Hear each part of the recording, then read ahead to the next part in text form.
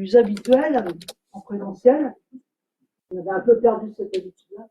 L'année dernière, on a fait tout en visio, sauf avec un petit panel de parents qui étaient présents. Donc là, aujourd'hui, on est à la fois en visio et en présentiel. Donc, ce soir, la réunion s'inscrit dans une campagne plus vaste d'information sur l'orientation et le parcours à venir.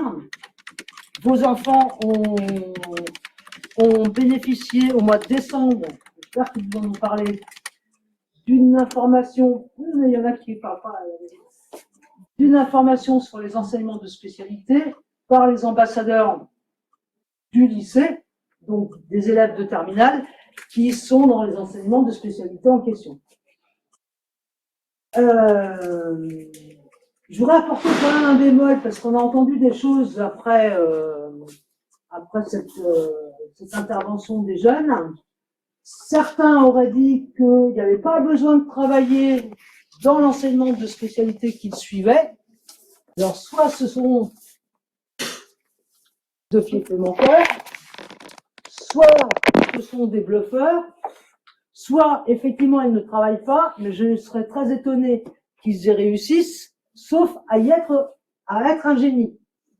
Les génies, je pense qu'au niveau global, il n'y en a pas tant que ça. Donc, j'insiste bien, pas de réussite sans travail. Alors, il y a quelques élèves, je pense qu'on va on en remettra des couches et des couches, mais pas de réussite sans travail. Se spécialiser, ça a un sens. C'est bien y consacrer du temps et de l'énergie. On ne devient pas médecin spécialiste sans temps supplémentaire, sans s'investir largement dans ses études. Et bien là, c'est pareil. Donc, s'ils pensent qu'ils peuvent se spécialiser sans travail, là, c'est pareil, j'ai encore beaucoup de doutes. Et puis, il y a quand même quelque chose que je voudrais dire. Alors, le chef d'établissement, c'est toujours celui qui va faire descendre un petit peu le positivisme. Avant de parler de choix d'enseignement de spécialité, il faut peut-être qu'on parle d'accès à la première. Et on n'accède pas de n'importe quelle façon en première. Il ne suffit pas d'avoir 3 notes à peu près correctes dans 3 disciplines qui pourraient de près ou de loin faire un enseignement de spécialité pour accéder à la première. Fin de première, bac de français, écrit et oral. Si en seconde, on a 5 de moyenne, j'ai quand même des doutes, même si on peut faire des miracles, qu'on arrive à faire un écrit et un oral à la moyenne en première. Après, je dis ça, je dis rien. Si le tronc commun est faible, comment peut-on envisager sereinement la première et, a fortiori, l'obtention du bac en terminale?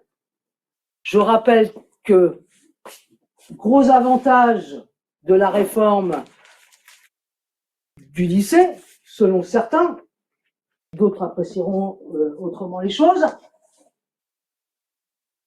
le contrôle continu est intégré au décompte pour le bac.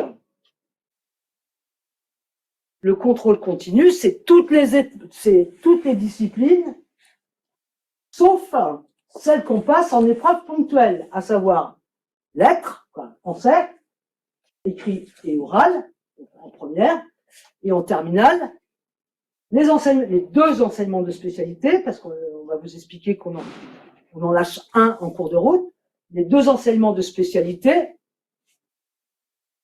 En mars, l'écrit. En juin, début juillet, le grand oral. Et puis la philo. Mais tout le reste du contrôle continu, C'est ce qu'ils font tous les jours. C'est ce qu'ils font tous les jours. Ça ne gonfle pas au fur et à mesure, ça va être compliqué de faire une première. Puis, faire une première, faire une terme, avec toujours un peu juste et toujours un peu en forçant, ben oui, mais pourquoi faire? Parce que si de son bac, on ne peut pas en faire l'orientation qu'on désire, est-ce qu'il ne valait pas mieux, à la limite, se donner une année de plus et puis essayer d'atteindre l'objectif voulu? Donc, voilà pour les enseignements de spécialité. Donc, les collègues vous déclineront après chaque enseignement de spécialité.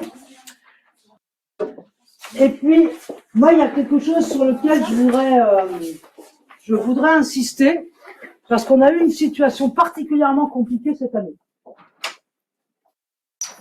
Vos enfants ont commencé à entendre parler des enseignements de spécialité au mois de décembre. Vous en entendez parler aujourd'hui. Il y a eu un forum des métiers, une formation à laquelle j'espère ils ont assisté. Il y a un certain nombre de démarches d'actions qui sont faites par les professeurs et les professeurs, dont les professeurs principaux. Tout ça, c'est pas des choses qu'on empile les unes sur les autres pour faire joli. Normalement, c'est pour les amener à réfléchir. Et moi, il y a quand même quelque chose sur lequel je voudrais que vous réfléchissiez les uns et les autres. On est parents. On est allé à Formatech, on a vu Morbluc, et Morbluc, il nous a dit, ah, faut que votre enfant, il fasse maths, physique, SVT. Je dis ça au hasard. Là, vous rentrez à la maison, et mon petit gars, tu vas faire maths, SVT, physique, parce que ça va t'ouvrir toutes les portes. Ah oui, mais mon petit gars, il est à 8 en maths, il est à 9 en SVT, et puis il est à 12 en physique. Bon, déjà, bah, pourquoi pas physique? Puis lui, il va se dire, bah oui, après tout, je prends la discipline où j'ai mieux. Sauf que, c'est pas sûr que 8, 9, 10, 12, en seconde, ça donne la même chose en première. Et puis en terminale. Parce que on se spécialise. Et comme on se spécialise, et ben, le niveau de difficulté, il augmente. Donc,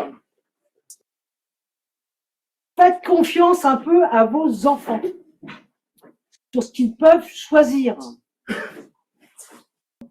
C'est bien de penser orientation, c'est bien d'envisager le projet à terme. Le projet, il faut qu'il reste réalisable. Et il faut qu'il corresponde non pas à vos appétences, mais à celles de vos enfants. Et là, cette année, on a eu quand même une situation particulière, c'est que entre le 1er septembre et le 31 décembre, on a dû avoir entre 25 et 30 jeunes qui, en première, eh ben non, je change d'enseignement de spécialité, et je prends ça, et je prends ci, et oui, mais derrière tout ça, là, aujourd'hui, je viens de recevoir la DGH, donc c'est la dotation globale de l'établissement. Avec ça, il va falloir que je fasse des groupes. Si j'ai 36 gamins au mois de juin qui veulent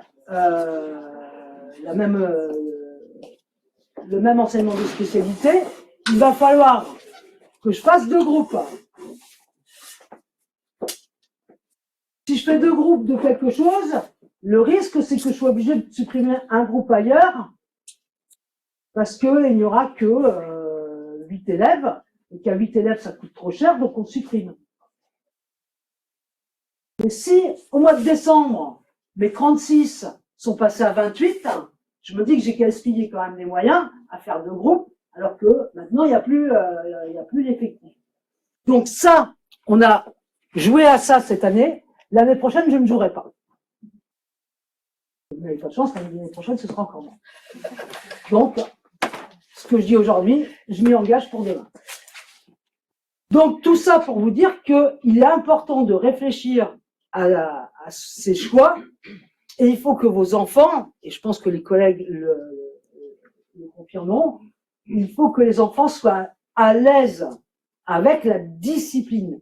C'est pas nécessairement à l'aise dans les résultats, mais au moins que quand ils vont dans ce cours-là, ben ça vibre un peu, qu'ils soient curieux, qu'ils aient envie. Et ça me paraît essentiel. Et normalement, cette réforme, elle avait ce but-là, c'est que les élèves se fassent plaisir en apprenant. S'ils sont en galère, expliquez-moi comment ils vont se faire plaisir. Donc voilà, j'arrête là. Je ne sais pas si tu as parlé du fait que pour ceux qui changent de spé en début de première, alors par exemple cette année, ce qui nous a posé problème aussi, c'est que toutes les classes sont à 35. Ce qui veut dire que certains élèves qui voulaient changer de spécialité, on a été obligé de leur dire bah non, pas possible, parce que on est obligé de vous changer de classe, on n'a pas forcément de place, il n'y a plus de place dans la spécialité qu'en fait vous avez décidé de prendre.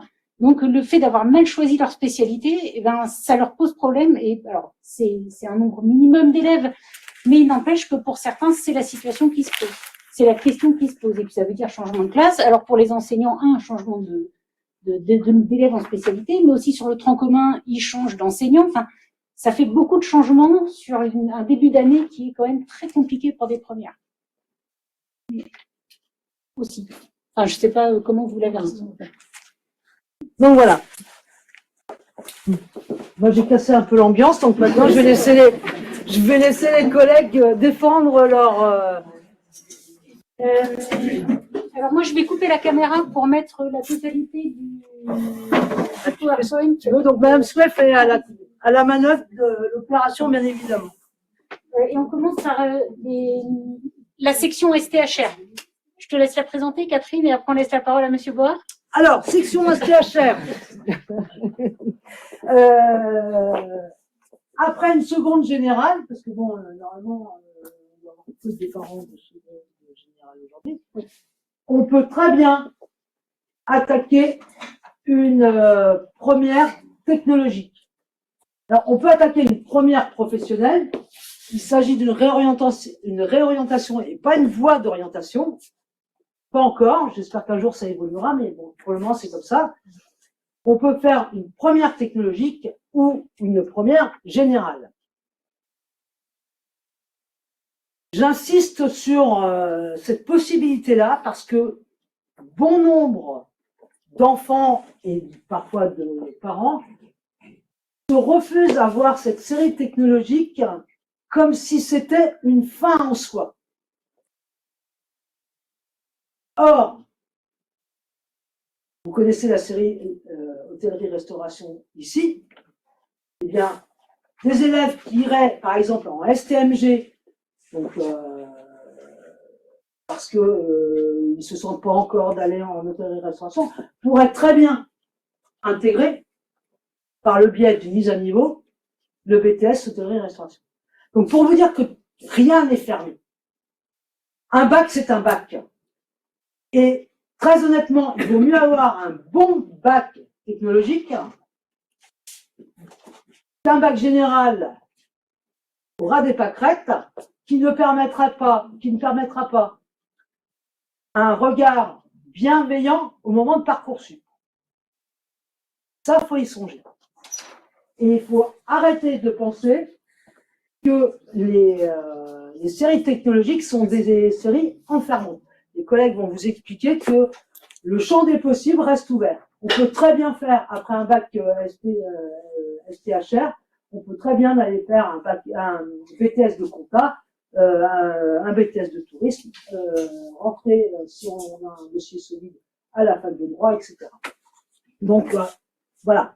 Soyez ouverts et que vos enfants le soient aussi. Monsieur Bois. Monsieur Board. Je présente toute la section. Non, si vous voulez, moi je vais dire deux, trois petites choses. Bon, je peux présenter le général, mais la particularité de la section STHR, donc de cette voie technologique, c'est que les spécialités elles sont imposées. Donc les élèves en fin de seconde n'ont pas le choix, ils auront 3 spécialités en première et 2 spécialités en terminale.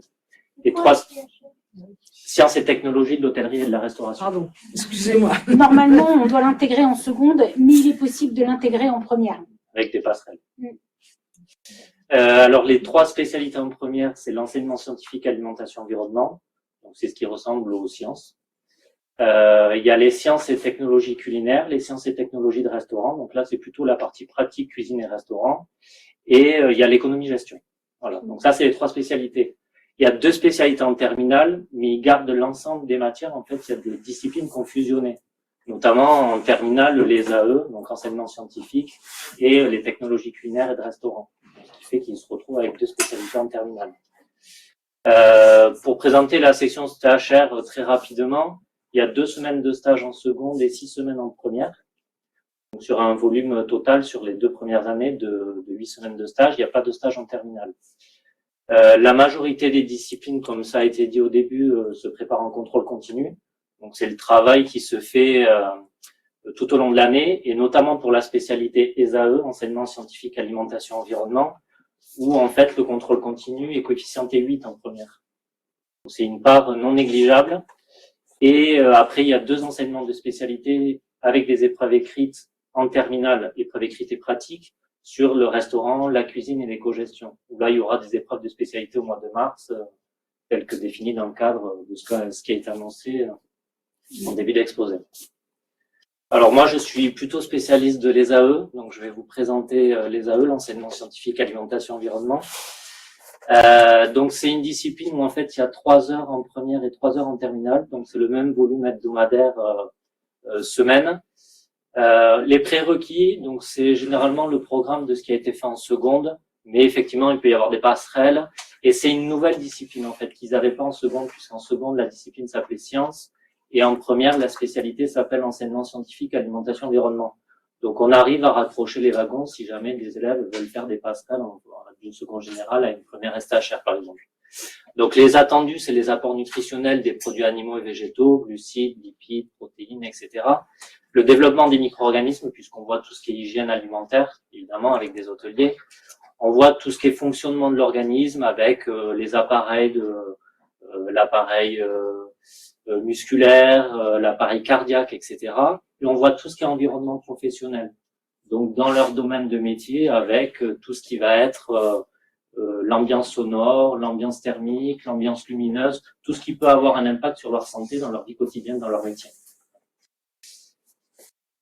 3 thématiques en ESAE. Donc l'environnement professionnel en première et terminale, en fait c'est un programme qui se déroule sur 2 années scolaires. Donc en fait on voit toutes les ambiances dans leur domaine de métier. La deuxième thématique de l'année, c'est la nutrition alimentation, c'est comment arriver à équilibrer des menus dans le cadre de leur métier. Et l'hygiène alimentaire, c'est tout ce qui va concerner les micro-organismes. Quels sont les micro-organismes qui peuvent être responsables d'intoxication? Quels problèmes ça peut poser sur la santé? Et surtout, comment s'en prémunir? Alors l'examen, je l'ai dit, en ESAE, en première STHR, c'est un coefficient 8. Donc on prend les moyennes des semestres, on fait x8. Et en terminale, en ESAE, ils ont 2 épreuves écrites d'1 heure chacune avant les épreuves pratiques. Donc en fait, ils font 1 heure d'écrit, 2 heures de pratique en restaurant et 1 heure d'écrit et 2 heures de pratique en cuisine. Voilà. Le total de la discipline est du coup d'un coefficient 10. Ce que je peux rajouter pour l'éco-gestion et la cuisine et le restaurant, c'est que la cuisine et le restaurant, l'épreuve terminale, c'est une épreuve de spécialité au mois de mars, coefficient 14, 7 en cuisine et 7 en restaurant. Et pour l'éco-gestion, c'est un coef de 16. Là, vous avez l'ensemble des épreuves de spécialité. Les poursuites d'études, bon, mais Madame Marquenet l'a dit. La poursuite d'études classiques des élèves qui sont en section technologique, c'est le BTS MHR, Management en hôtellerie-restauration. Donc, c'est un BTS en 2 ans qu'on prépare au lycée Nicolas Appert. Donc, ils peuvent faire leur bac technologique au lycée, puis leur BTS au lycée. Ils peuvent poursuivre dans des buts qui sont dans la même symbolique. Il y a des mentions complémentaires. On en a 2 au lycée Nicolas Appert. Il y a la mention complémentaire sommellerie en 1 année. Alors, souvent, qui se fait après le BTS. Donc, on fait le BTS, puis 1 année de mention complémentaire. Et il y a la mention complémentaire dessert en restaurant, qui se fait sur 1 année aussi. Après, ils peuvent partir à la fac. dans divers BTS. Je pense souvent, il y en a quelques-uns là qui veulent partir en BTS diététique, par exemple. Donc, avec l'appui des sciences qu'ils ont en bac techno, ils peuvent poursuivre et devenir diététiciens en restauration collective, dans les EHPAD, à l'hôpital. Et après, il y a tout. Alors là, j'ai zoomé plus sur la cuisine, mais il y a tout l'aspect hôtelier. Ils peuvent devenir dirigeants d'un hôtel. Enfin, l'idée, l'objectif final, après le bac, puis le BTS, puisque le bac techno, quand même, la finalité, c'est de poursuivre en études supérieures, hein, c'est de pas s'arrêter là. C'est de travailler, d'être manager, hein, manager en cuisine, manager en restaurant, manager dans un établissement hôtelier. Je pense aussi. Et notre première STHR, les stages sont liés à Erasmus+. Donc cette année, il me semble que on en a qui partent à Cork et en Espagne, et de mémoire, il y en a au moins 4 ou 6. Il y en a 4 en Angleterre et 13 en Espagne. 13, oui, c'est ça. Donc voilà, c'est vrai que ça fait un plus sur 6 semaines ou 4 semaines en fonction du découpage des stages. Parce que les stages font quand même que ils doivent préparer le bac de français. Donc voilà. Et c'est un vrai avantage de ce bac techno, où il reste encore des stages plus que dans les autres bacs techno, généralement il n'y en a pas. D'ailleurs, il faut passer à l'autre bac techno. Voilà. Avec la présentation de la filière STI 2D. Voilà, donc ça c'est le deuxième bac technologique qui est présenté, qui est préparé au lycée Nicolas à Perth, donc STI 2D pour sciences, technologies, de l'ingénieur et du développement durable. Donc c'est des filières où on prépare à des métiers de la technologie. Alors c'est plutôt fait pour faire comme des études assez courtes, bac plus 2, 3. C'est surtout fait pour les envoyer vers les BTS et les, alors je dis encore DUT, enfin l'IUT, on préparait le DUT, et maintenant ça s'appelle le BUT, parce que c'est passé en 3 ans. Donc pour ceux, les plus anciens qui sont passés par ces écoles-là, c'est l'IUT et le DUT où on a promis une année supplémentaire. Et ils appellent ça un bachelor. Alors que dans d'autres filières, les bachelors, c'est du plus 5, enfin ça devient compliqué à suivre. Enfin, c'est toujours la même école. Donc pour les plus... Alors en termes de proportion, on a 50% des places à l'IUT de Nantes là, qui sont réservées, dans tous les IUT d'ailleurs, qui sont réservées aux élèves de ces voies technologiques. Parce qu'en fait, l'État souhaiterait que ceux qui ont envie de s'investir en technologie passent par ces voies technologiques, et donc on leur a réservé des places. Alors en BTS, la plus grande partie des élèves de BTS viennent de ces filières-là. Et à l'IUT, il y avait beaucoup d'élèves avant qui venaient des enseignements généraux. Et puis là, donc ils ont mis un peu des quotas. Et il y a 50% des places qui sont réservées aux élèves qui viennent de voies technologiques, de STI2D. Donc 2000 candidats en STI2D dans le département, 40 000 en voie générale. Donc ceux qui veulent faire de la technologie, qui espèrent aller lutter par la voie générale, en prenant les options de technologie, la sélection est beaucoup plus difficile. Parce que il y a la moitié des places, alors du coup, le taux de pression pour les élèves de STI2D, il est beaucoup moindre. Donc quand on est un bon élève de STI2D, et même maintenant, presque moyen, ils nous les prennent, quoi. Donc ceux qui ont cette visée-là, le chemin est plus aisé en termes de sélection. Après, en termes d'apprentissage, donc il y a un tronc. Alors là, c'est un enseignement où on n'a pas de spécialité à choisir. Enfin, quand on rentre en première, eh bien, on a un enseignement classique avec des langues, du français, de la philosophie, enfin quelque chose. Et puis on a les disciplines technologiques. Pour la partie, alors il y a des maths, de la physique. Alors ils essayent de regrouper la physique, la technologie. Et puis la notion de mathématiques, mais on n'a pas à faire le choix en fin de première entre ces disciplines-là. Elles sont conservées. Alors dans les enseignements technologiques, alors en classe de première, on a un gros bloc horaire qui est lié à la technologie, avec 3 axes d'études, la matière, l'informatique et l'énergie. Donc c'est un enseignement transversal, il n'y a pas de spécialité. Donc on essaie de les ouvrir sur toutes les voies les axes principaux de la technologie. Et suite à ça, en terminale, ils vont devoir se spécialiser, enfin, ils ont la possibilité, ils doivent même d'ailleurs choisir une spécialité, donc soit en énergie, soit en informatique, soit en génie mécanique, ça s'appelle e-tech, innovation, technologie et éco-conception, soit en architecture, architecture et construction, où ils vont travailler 12 heures sur ces spécialités-là. Donc là, quelqu'un qui choisit de faire de l'informatique, il va faire 12 heures d'informatique en terminale, alors que en première, le volume horaire, il est réparti sur les 3 axes. Donc, sur les 12 heures, ils vont faire 4 heures de chaque, en fait. avec des rotations un peu particulières, donc des enseignements qui varient. Alors, en cours de l'année, dans un premier temps, on fait de l'enseignement disciplinaire, on va dire. On apporte des connaissances en ingénierie et puis on les fait travailler avec des logiciels pour qu'ils puissent faire des simulations. Et puis on a des temps de projet aussi parce qu'on s'appuie beaucoup sur le travail en projet. Donc après, on a des périodes de 40 heures, enfin 20 heures, après ça monte 30 heures, et puis pour finir à la fin de l'année, 40 heures, où ils ont un petit concept à développer. Donc pour ça, il faut appel à des méthodes de créativité pour proposer une modification sur un produit. Alors en première, c'est dans les 3 axes. Quand ils sont en terminale, c'est plutôt sur un des axes qu'ils ont privilégié de développer. Et puis après, à la fin de cette étude-là, ils ont pour objectif de créer un petit prototype. Donc, on a un Fab Lab, on passe dans le Fab Lab, et puis on essaye de mettre en place ces choses-là. Et de valider à la fin, si le prototype fonctionne, donc ce qu'ils avaient envisagé. Donc, on a un retour sur... ça permet un peu de remettre les pieds sur terre, je dirais, parce qu'ils ont toujours beaucoup d'idées, des choses toujours très compliquées à faire, parce qu'ils ont des objets techniques très complexes dans les mains, sauf que pour pouvoir faire ce genre de choses, il y a un grand nombre de connaissances à acquérir, les champs sont très larges, puis après, quand il faut passer à la réalisation, c'est très complexe. Donc, ça permet un peu de relativiser un peu toutes ces choses-là. Mais ça permet aussi de redescendre un peu sur terre. Alors, pour le Fab Lab, après, on a les outils des AO, des outils de modélisation des systèmes informatiques, et puis on a des machines pour l'impression 3D, la découpe laser pour faire ces petits assemblages de prototypes et pour essayer de valider une idée qu'ils ont essayé de mettre en forme. Donc là, je crois que j'ai fait le tour. Qu'est-ce que j'ai oublié? Je ne sais plus. Non, alors, nous, on a 3 spécialités, oui, ITEC, EE et SIN, mais effectivement, architecture et construction, ben là, on n'a pas le matériel. Donc, il y a une des 4 options qu'on ne fait pas au lycée. Donc, ceux qui veulent s'orienter après la fin de première vers l'architecture, ils sont obligés d'aller au lycée Livette parce que c'est l'endroit où on fait cette spécialité-là.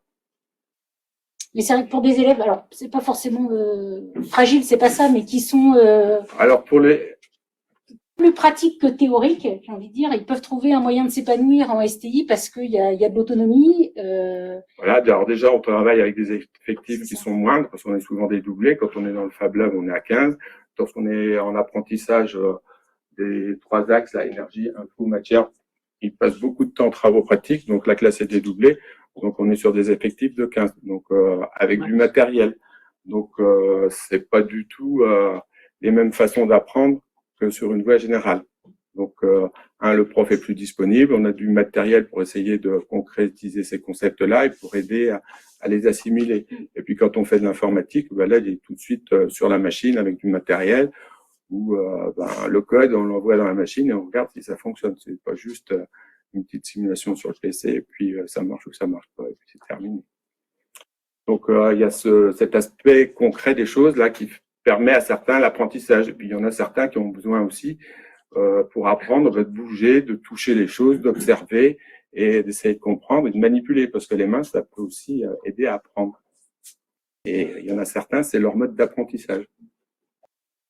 Et en termes de parcours, on peut faire des très beaux parcours hein, parce qu'on a toujours sur une classe de 25, 4-5 élèves qui finiront ingénieurs. Et puis, dans une classe, il y en a la moitié qui vont à l'UT et les autres en BTS, avec toujours des possibilités en fonction de la voie qu'on va avoir choisie, le BTS, l'IUT ou autre, parce qu'il y a une classe préparatoire aussi aux grandes écoles pour cette filière-là qui est mal connue, qui est à Saint-Nazaire, hein, où il y a peu de candidats en fait. Donc, il suffit d'être déjà un élève assez solide et puis qui a envie, il va faire ses préparations au concours dans cette école-là. Là, de la même façon, les banques, vous avez des banques pour les concours, il y a des places réservées.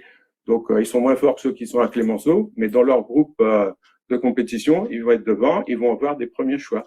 Et ils peuvent se retrouver dans de très belles écoles par ce biais-là. Donc là, en fait, ce qu'il faut comprendre, c'est ce qui est difficile pour vous, c'est que dès la classe de seconde, on va vous demander de positionner vos enfants par rapport à ça. Et il faut il faut s'aligner sur la course qui va vous permettre d'être devant pour que quand vous faites Parcoursup, vous avez des choix et que vous ne subissez pas vos orientations.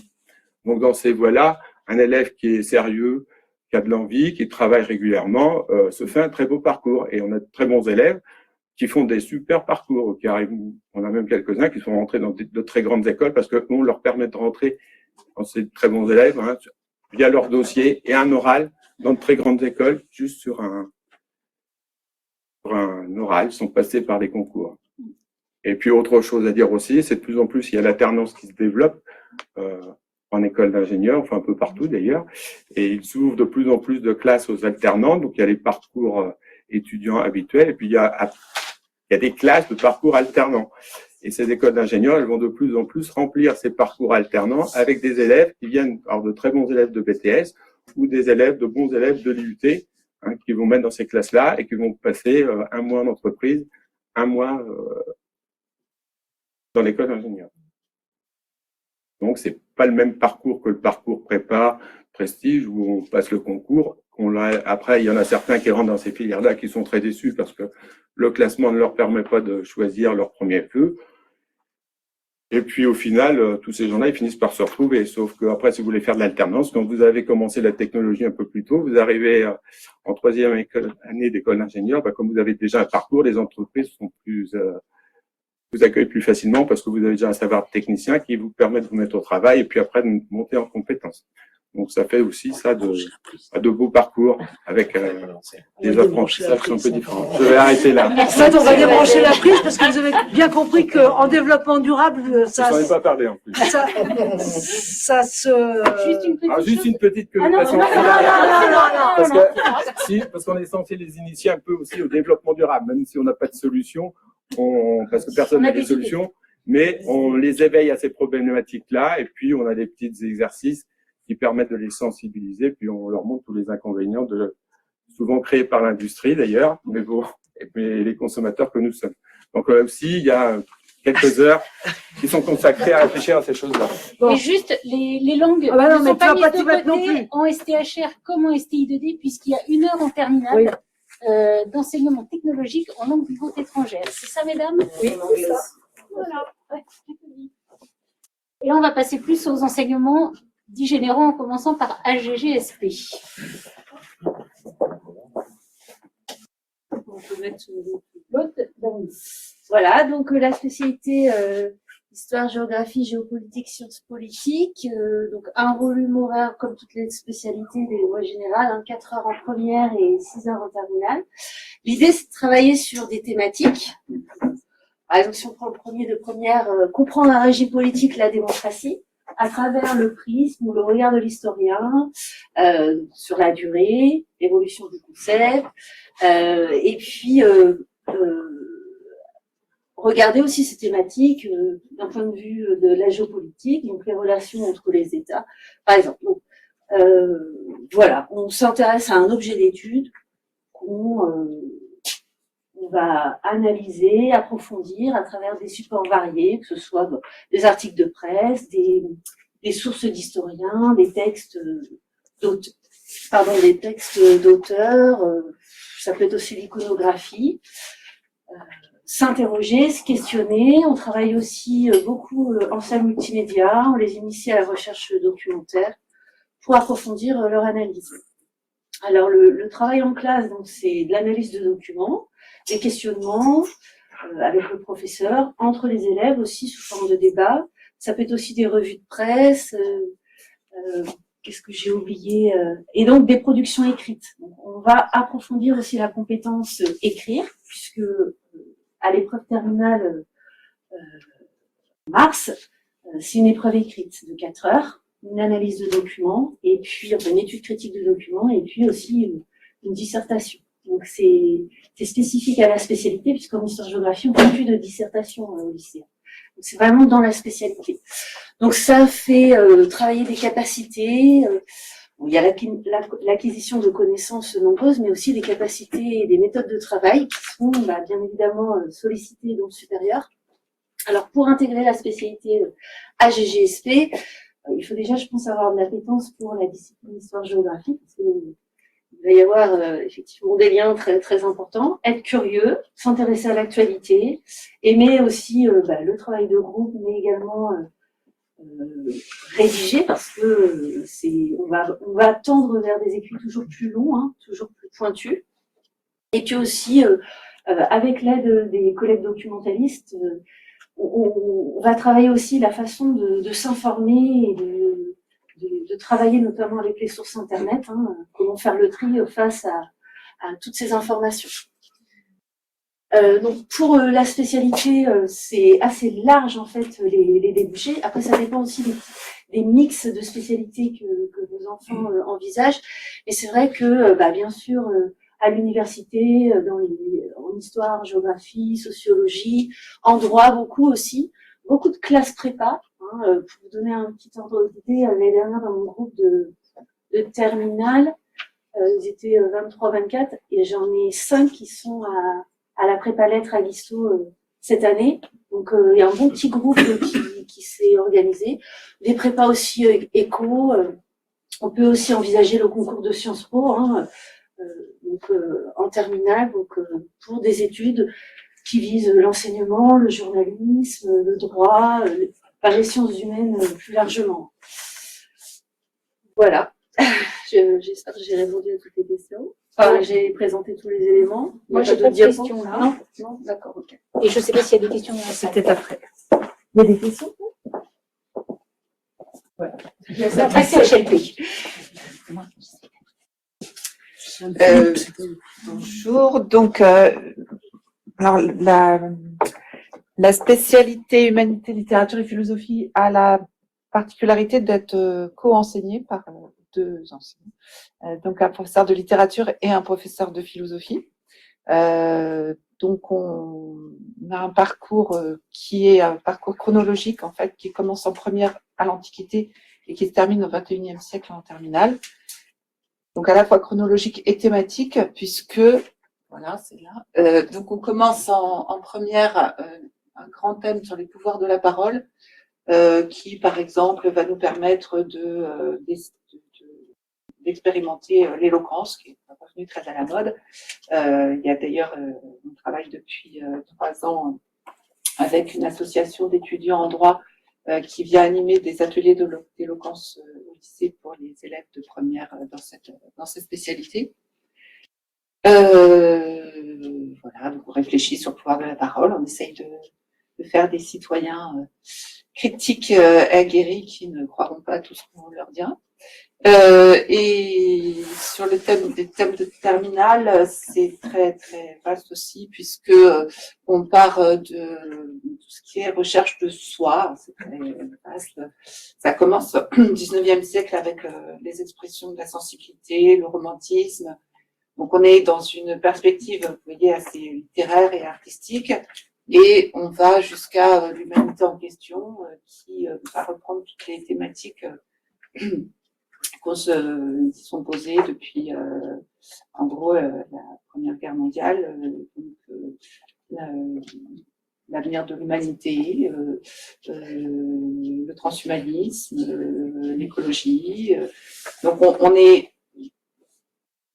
pluridisciplinaire en fait, puisque bien sûr les deux piliers sont la littérature et la philosophie, mais on s'attache aussi à l'art, on fait l'histoire des arts aussi, on parle politique, on parle écologie, on parle aussi un peu histoire, géographie et sciences politiques parfois. Donc voilà, c'est un enseignement extrêmement ouvert, très axé culture générale.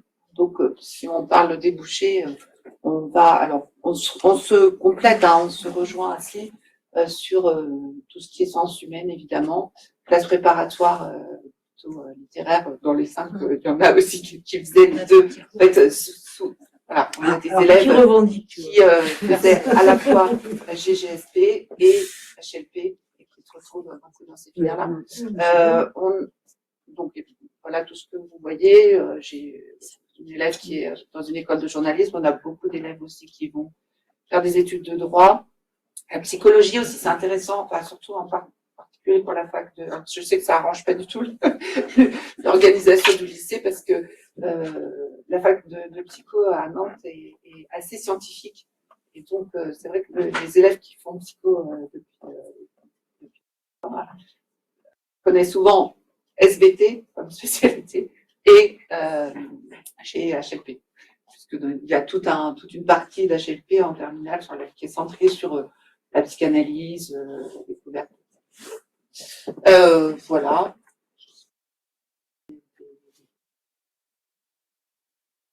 Et la littérature, alors?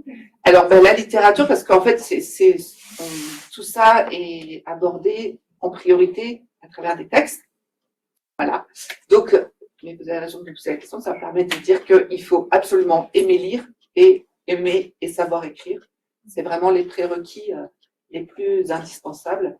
Quelqu'un qui n'aime pas lire, c'est pas la peine d'essayer. Ils ont, alors en première, j'essaye de pas charger trop la barre parce qu'il y a déjà beaucoup de lectures à faire pour le bac de français. Mais en terminale, ils continuent à lire des livres. Ils ont des carnets de lecture, ils présentent des livres les uns aux autres. L'objectif est vraiment, quand je dis culture générale, c'est vraiment ça. On essaye de leur donner une culture commune qui sache se repérer dans l'histoire des arts, dans l'histoire de la littérature, dans l'histoire de la philosophie. Donc, et j'en profite. Je suis également prof de lettres anciennes, de littérature et langue de l'Antiquité. Et il y a plusieurs élèves, suite à c'est un retour d'expérience. J'avais par exemple l'année dernière dans ma classe de l'HLP des élèves brillantes qui souhaitaient faire des classes préparatoires, qui avaient fait ou pas du latin en collège et qui l'avaient abandonné en entrant au lycée et qui l'ont regretté. En classe préparatoire à tendance littéraire, on fait des langues anciennes, c'est dans le tronc commun et donc, si jamais vos enfants envisagent peut-être de faire une classe préparatoire ou des études en littérature, on peut se réinscrire en latin en première, même si on a abandonné avant. Voilà, c'est tout. C'est pas parce qu'on est gentil. Comment? Non, pas parce qu'on est gentil. Parce qu'on est gentil. Mais ce n'est pas du tout une obligation après un abandon. Ah, c'est pas une obligation. Il faut mieux ne pas abandonner avant. Voilà. Oui, tout à fait. Bien sûr. Bonsoir à vous. Donc, on va vous présenter les langues. Donc, la spécialité LLC, langue, littérature et culture étrangère. Donc, pour ma partie, ça sera l'anglais. Puis ensuite, vous pourrez avoir l'exposé sur la langue, la LLC espagnole.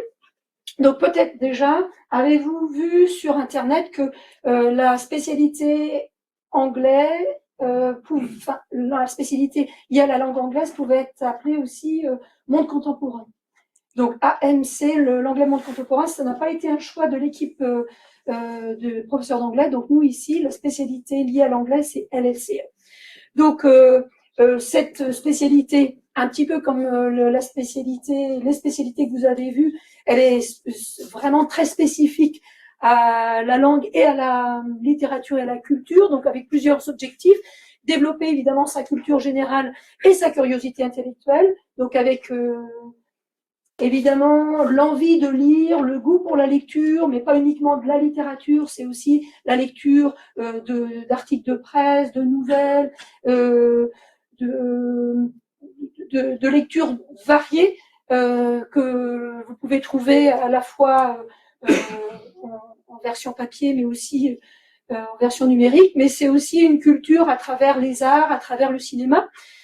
Donc développer le goût de lire. Donc exactement comme la collègue de spécialité le disait tout à l'heure, si votre enfant n'aime pas lire, il faut éviter de choisir cette spécialité puisque de toute façon, en première et en terminale, il y aura un programme national et puis évidemment, nous enrichissons avec des lectures qui sont proposées, favorisées et puis obligatoires. Développer une compréhension orale, évidemment, parce que les cours sont dispensés en anglais, avec des documents de langue anglaise sans sous-titres pour la plupart, avec un niveau de langue qui est déjà bien affirmé. Évidemment, l'envie d'écouter des documents oraux, mais aussi l'envie d'écrire. Donc, on demande beaucoup de rédaction aux élèves, beaucoup de rédaction avec une rédaction plutôt littéraire, On propose par exemple d'écrire un chapitre au milieu d'un des ouvrages qu'on étudie. Donc c'est de la littérature, c'est une écriture qui est une écriture réfléchie et non pas une écriture d'SMS évidemment. Savoir réfléchir à des thèmes d'actualité, avec des sujets d'actualité, à de la littérature, à des critiques littéraires. Donc avoir déjà un esprit réfléchi et affirmé. Et puis se préparer à une mobilité. Ce sont plutôt des élèves qui vont être intéressés par la mobilité dans un pays de langue étrangère et donc soit favoriser déjà pendant des temps de vacances une mobilité, soit se projeter après l'année de terminale vers une mobilité dans un pays européen ou autre. Donc le niveau attendu est un niveau qui est connu de n'importe quelle personne qui pourrait s'intéresser à ce cadre européen CECRL. Donc, vous avez normalement en fin de première un niveau qu'on appelle un niveau P2. Donc, je ne vais pas rentrer dans les détails. Si vous regardez en fait le cadre du CECRL sur Internet, vous allez voir que ça correspond à un niveau qui est déjà assez solide. Par exemple, un élève qui ne prendrait pas cette spécialité devrait atteindre ce niveau P2 en terminale. Donc ici, en LLCE, on demande à ce que ce niveau soit atteint en première, c'est-à-dire que c'est un utilisateur indépendant qui n'a pas besoin d'aide, de support de béquilles trop conséquentes pour un anglais courant. Ensuite, en terminale, ça va être un niveau C1. Donc niveau C1, c'est plutôt le niveau des BTS. Un niveau d'un bon niveau de compréhension et de production orale et écrite. Donc, ce qu'on appelle un utilisateur expérimenté. Donc, bien sûr, en première et en terminale, il y a des thématiques qui sont nationales.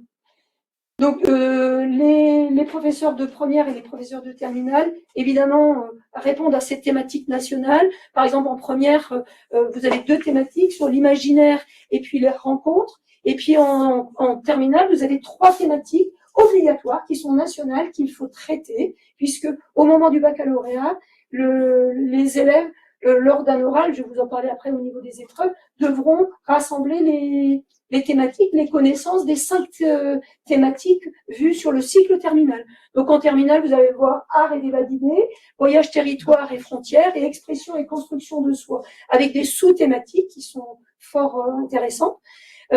Donc très varié, si vous regardez bien, c'est vraiment très varié. Et puis c'est progressif dans la difficulté. Donc je pense que vous posez...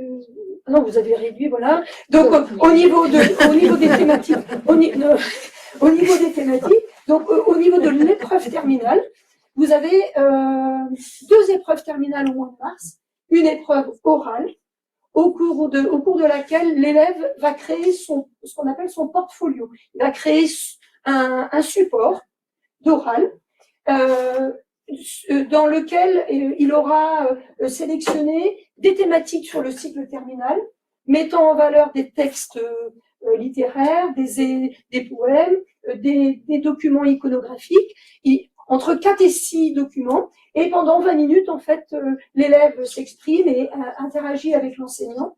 Et il a aussi une épreuve écrite de 3h30, une production écrite, basée sur 3 documents littéraires, au cours desquels, en fait, il y a une trame, un fil conducteur sur une des 3 thématiques de terminale. Et l'élève, en fait, doit trouver le fil rouge entre les 3 documents et doit disserter pendant 3h30 sur le lien qu'il aura fait entre les 3 documents, et puis une épreuve de traduction. Donc, c'est quelque chose de nouveau pour les élèves, qui n'est pas du tout travaillé en anglais classique, donc travaillé en première et en terminale LLCE. Pourquoi choisir la LLCE? En fait, c'est une évidence. Donc, j'ose même pas en fait aborder ces diaporamas qu'on a faites, parce que il faut vraiment prendre en considération que bien sûr il y a L pour littérature, mais c'est aussi une approche linguistique qui n'est pas négligeable en fait. Bien sûr que l'élève va acquérir du vocabulaire qui va lui être utile dans n'importe quel domaine d'études. Et voilà les domaines d'études que l'élève de terminale avec l'option LLCE peut choisir. Il peut choisir un BTS communication ou un autre BTS, mais c'est vrai que ça peut être plutôt tourisme communication. Donc ça peut être aussi de l'hôtellerie-restauration, comme notre collègue en a parlé. Ça peut être aussi du management. Ça peut être des classes préparatoires, CPGE, avec le choix soit une classe littéraire, soit une classe économique et commerciale, droit éco, qu'on a juste à côté de chez nous. Et puis évidemment des licences. Donc LEA, langues étrangères appliquées, droit et langues, LLCE aussi, bien sûr, pour devenir enseignant, professeur. Et puis sciences politiques. Bien sûr, d'autres poursuites d'études qui sont évidentes, ou des poursuites d'études où l'anglais va être un élément important. Voilà, je pense que j'ai fait le tour. Est-ce que vous avez des questions? Non? Oui. Du coup, c'est la seule spécialité pour de la langue anglaise. Oui. Mon contemporain. Littérature, alors. Pardon? C'est obligatoirement de la littérature anglaise. Alors, bien sûr, c'est de la littérature. Alors, évidemment, c'est pas de la littérature du 16e, 17e siècle. C'est de la littérature qui est abordable. Vraiment, enfin, les élèves, nos ambassadeurs qui en ont parlé aux élèves de seconde, j'espère, ont bien précisé que c'est une littérature qui est facile quand même d'accès aux élèves. Peut-être que la poésie l'est un petit peu plus difficile, mais ça reste quand même de la littérature praticable par les élèves. Mais ça reste de la littérature, sinon c'est monde contemporain, et ça a été un choix de notre part de ne pas choisir cette spécialité dans l'établissement. Il fallait faire un choix à un moment donné, parce que les cours d'anglais classique se rapproche des cours de spécialité monde contemporain. Donc pour nous, c'était redondant. Et puis c'était aussi donné un côté artistique aussi de la formation. Là, j'en ai pas parlé, mais c'est vrai que dans les poursuites d'études, on a beaucoup d'élèves qui partent en classe d'art. On a beaucoup d'artistes. Et c'est intéressant parce que lorsque on cherche à faire des travaux aux élèves, on a de magnifiques travaux artistiques. Dans certains domaines, ça peut être là, c'est plus facile de faire de l'art plastique, mais donc c'était un choix de notre part de diriger aussi plutôt vers tout ce qui était artistique plutôt que la poursuite de l'anglais classique dans le bloc le tronc commun. Oui. Oui. C'est pas là au début, mais donc ça veut dire que si l'élève choisit LLCE, l'élève va faire 4 heures en spécialité en première. En plus, et plus 2 heures. C'est ça. 2 heures. Oui. Et en terminale. Et en terminale, pareil. Donc, c'est 6 heures en terminale. On voit pas le temps passer. Hein, je vous Il faut aimer ça, quoi. Oui, mais... Et 2 heures. Comme tout. Tous les enseignements de spécialité sont à 6 heures en terminale. Donc, il faut aimer ça. Oui, 8 heures. Donc, quel que soit l'enseignement de spécialité, hein, c'est 6 heures. J'avais une autre question. Et vous faites des mobilités à l'étranger dans le cadre de la spécialité? Non. On en a fait avant le Covid. Actuellement, on n'a pas renouvelé. Et alors, moi, je suis l'enseignante de terminale, enfin une des enseignantes de terminale. Pour l'instant, j'ai pas prévu. Non. Bah oui, c'est triste. Ouais. J'avais une question pour l'épreuve orale en terminale. Oui. Vous parliez du portfolio. Est-ce que le jury, pendant les 20 minutes d'entretien avec le candidat, il choisit un des textes du portfolio ou il aborde tout son portfolio? Alors c'est ça. En fait, c'est une épreuve qui est très bien réussie et qui est adorée par les élèves.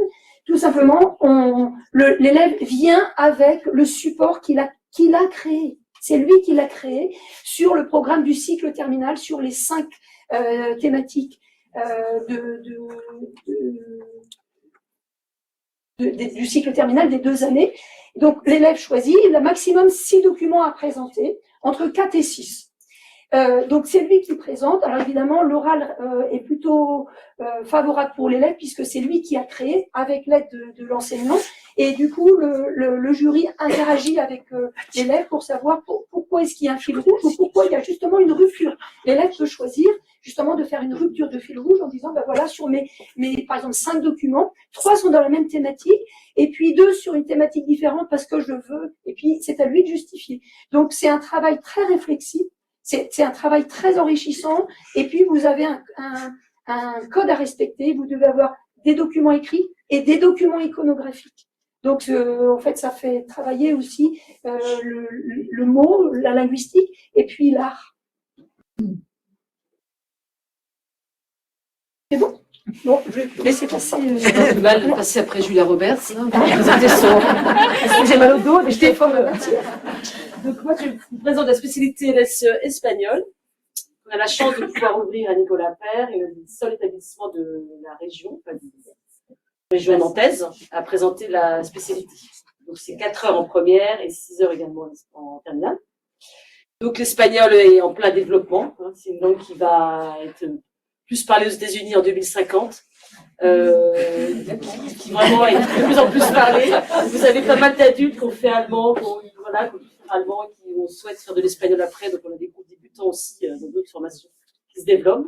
Donc voilà, c'est vraiment une langue qui, en général, l'élève choisit cette langue parce qu'il y a une appétence forte, une passion.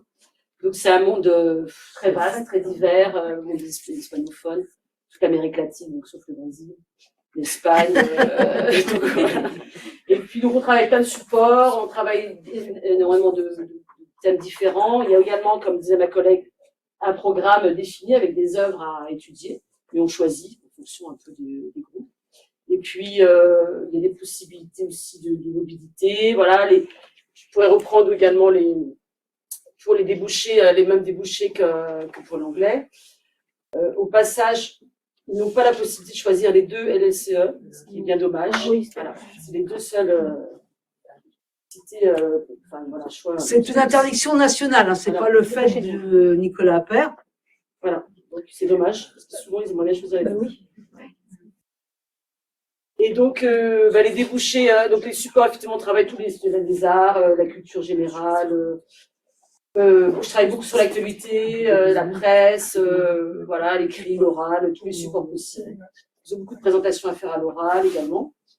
Donc, les débouchés sont les mêmes débouchés. Hein, ça peut être école de commerce également, ça peut être prépa, et la fac évidemment, les BTS, tout ce qui est commerce, communication, hôtellerie. C'est très vaste. Vraiment, ça ouvre.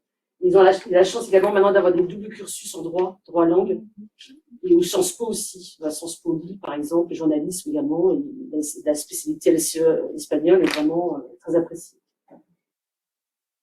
C'est court. Si vous avez des questions, n'hésitez pas. Oui. Et vous faites des mobilités à l'étranger? Oui, alors mobilité. J'ai un projet pour la Toussaint l'année prochaine. Enfin bon, voilà, on attend de voir ce qu'il en est. Pour l'année prochaine. En première ou en terminale? C'est un groupe prêt, mon groupe de première et le groupe de terminale. Mais bon, voilà, tout ça avec bien des précautions. J'ai encore une question. Et apparemment, c'est pas ouvert toutes les années. Voilà, c'est pour ça que je me suis levée, parce que dépend du nombre d'élèves. Je voulais apporter une précision, parce qu'effectivement, ça fait partie des enseignements de spécialité qui peuvent être un peu moins demandés que d'autres.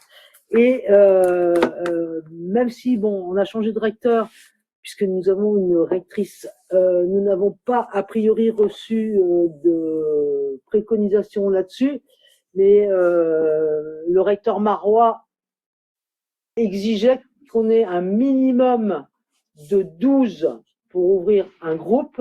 Et moi, très honnêtement, si c'est ouvrir à 12 en première pour en avoir 2,5 en terminale et fermé, je ne trouve pas ça très intéressant. Donc, on met la barre un peu plus haut sur l'ouverture en espérant, puisque en fait le problème c'est que dans l'abandon de la troisième, du troisième enseignement de spécialité, les élèves font des choix qui sont parfois pas nécessairement des choix de cœur, mais de ce qu'ils pensent être bon de faire. Je ne suis pas sûre que la croyance soit rejoigne la réalité. Ça veut dire quoi? Alors, ça veut dire que demain, si vont en LLCE espagnol en première, on peut nous dire en terminale, si elles ne veulent pas abandonner, par exemple, mais ça veut dire qu'on peut nous dire, mais il n'y aura pas la classe en terminale. Oui. Et s'ils sont plus que 2, vous faites comment? Non, alors, c'est vrai que pour l'instant, ça fait 4 ans que la réforme existe, c'est ça, 4 ans? Oui. Jusque-là, on a quand même peu d'élèves à abandonner, puisque c'est un groupe de 17, par exemple, il y en a 2 qui vont abandonner. L'année dernière, C'est quand même un si vous voulez- choix bien raisonné, bien réfléchi. Enfin, c'est vraiment des choix passionnés, quand même, en général. L'année dernière, en première, enfin, oui, quoi, je dis bien l'année L'année dernière. Covid, c'était l'année. On avait 8 candidats. 8 candidats, j'ouvre pas. Je me pose pas la question, je n'ouvre pas. Là, on est à 17, je crois, cette année, en première.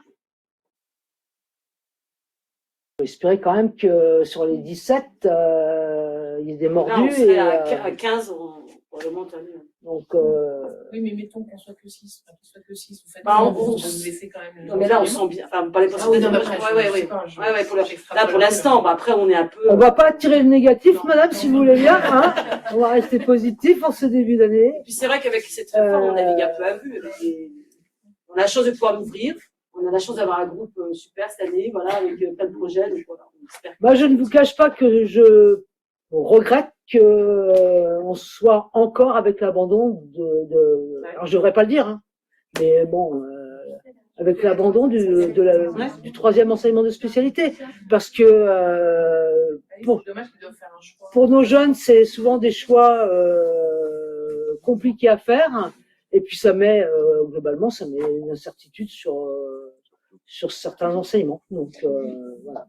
Mais c'est vrai que sur LLCR espagnol, on a des élèves qui sont motivés parce qu'on en a aussi qui viennent de l'extérieur et qui arrivent en première exprès pour ça, parce qu'ils veulent faire cette spécialité. Le fait de le seul établissement autour de. Ah bah, Formatec, j'ai vu des élèves qui arrivaient des établissements un peu voisins qui étaient prêts à apprendre l'espagnol à la rentrée prochaine. Normalement, c'est vendu pour 2 ou 3. Voilà, merci. Oui. Lié à l'espagnol, mais j'ai raté les 10 premières minutes de la réunion et je pense que ça a déjà été abordé, mais du coup, ils doivent choisir 3 spécialités en première et on en abandonne une en terminale. Ouais, c'est ça. 3 en première à 4 heures, 3 x 4, 12, et ça devient 2 en terminale, 2 x 6. Donc il y a le même temps, mais sur 2 au lieu de 3. Alors, la spécialité mathématiques. L'année prochaine, tous les élèves de première vont faire des mathématiques. Mais, soit ils choisiront la spécialité mathématique, où là, c'est 4 heures en première, 6 heures en terminale, avec la possibilité en terminale de faire 2 heures de plus, donc faire 8 heures en terminale. Ça, c'est vraiment pour les passionnés. Si jamais on continue les mathématiques, donc si on fait en première 4 heures, on peut aussi abandonner la spécialité mathématique en terminale et avoir ce qu'on appelle l'option maths complémentaire, c'est 2 heures en terminale. Et là, c'est pour les élèves qui abandonnent en fin de première. Si on ne continue pas les mathématiques en première, enfin, si on ne prend pas la spécialité, on peut quand même avoir, c'est 1 heure, je crois, il me semble. 1 heure et demie. 1 heure et demie. On aura quand même 1 heure et demie de mathématiques. Non, 1 heure. 1 heure en première. Adossé à l'enseignement scientifique. En plus de l'enseignement scientifique qui comprend la SVT et la science physique. 7 heures de mathématiques ne suffira pas pour des études scientifiques. Clairement. Voilà. Donc, si on souhaite faire des mathématiques, les thèmes abordés, ce seront pas mal de nouveautés, mais qui se basent sur des acquis de seconde, de collège. Hein, on reprend quand même pas mal de choses. Donc, si l'élève a 8 de moyenne en seconde, il n'y a souvent pas de miracle. Faut pas prendre cette spécialité parce que c'est très, très dur. Pour un élève qui travaille, qui va avoir 12 de moyenne en seconde, 12, 14 en seconde, il peut s'en sortir en travaillant sans problème. Mais il faut vraiment travailler régulièrement. Les thèmes, donc les suites, on fait du calcul vectoriel, on fait des probabilités, on fait de la programmation, c'est vraiment aussi au programme de spécialité de mathématiques. On consolidera tout ce qui est technique de calcul qui ont été vues précédemment, et un gros thème, c'est aussi maîtriser la démonstration, savoir avoir un esprit critique, hein. Ne pas calculer sans réagir à la fin si on a trouvé que la vitesse d'un TGV était de 3 km/h. Enfin, voilà. Savoir ce qu'on cherche et savoir comment réfléchir à ce qu'on est en train de chercher. Donc les prérequis, voilà, c'est ce que je disais, hein, avoir le goût pour la recherche, ne pas attendre que tout tombe tout seul devant nous. C'est pas, enfin, il y a j'appelle ça des recettes de cuisine, il faut apprendre à appliquer des choses, mais on leur demandera aussi de faire preuve d'initiative.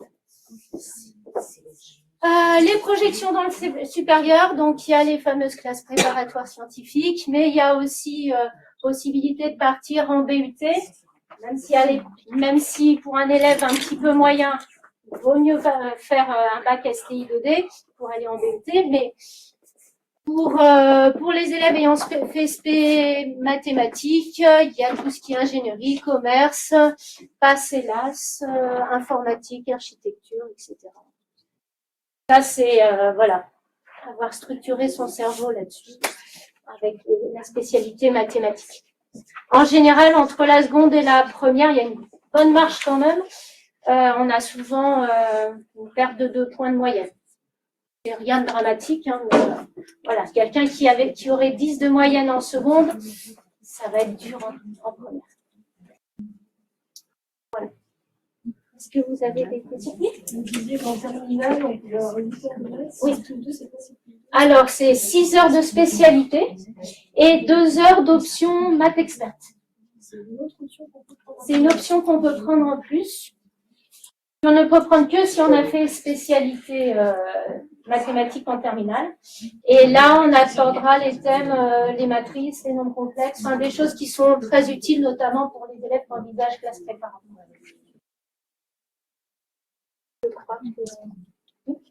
Vous avez dit qu'il est possible d'avoir 1 heure de maths, mais c'est pas en première, mais c'est pas obligatoire. Ah si, maintenant ça va être obligatoire à partir de l'année prochaine. 1h30, c'est 1h30. A priori, monsieur a dit 1h30 et à vérifier.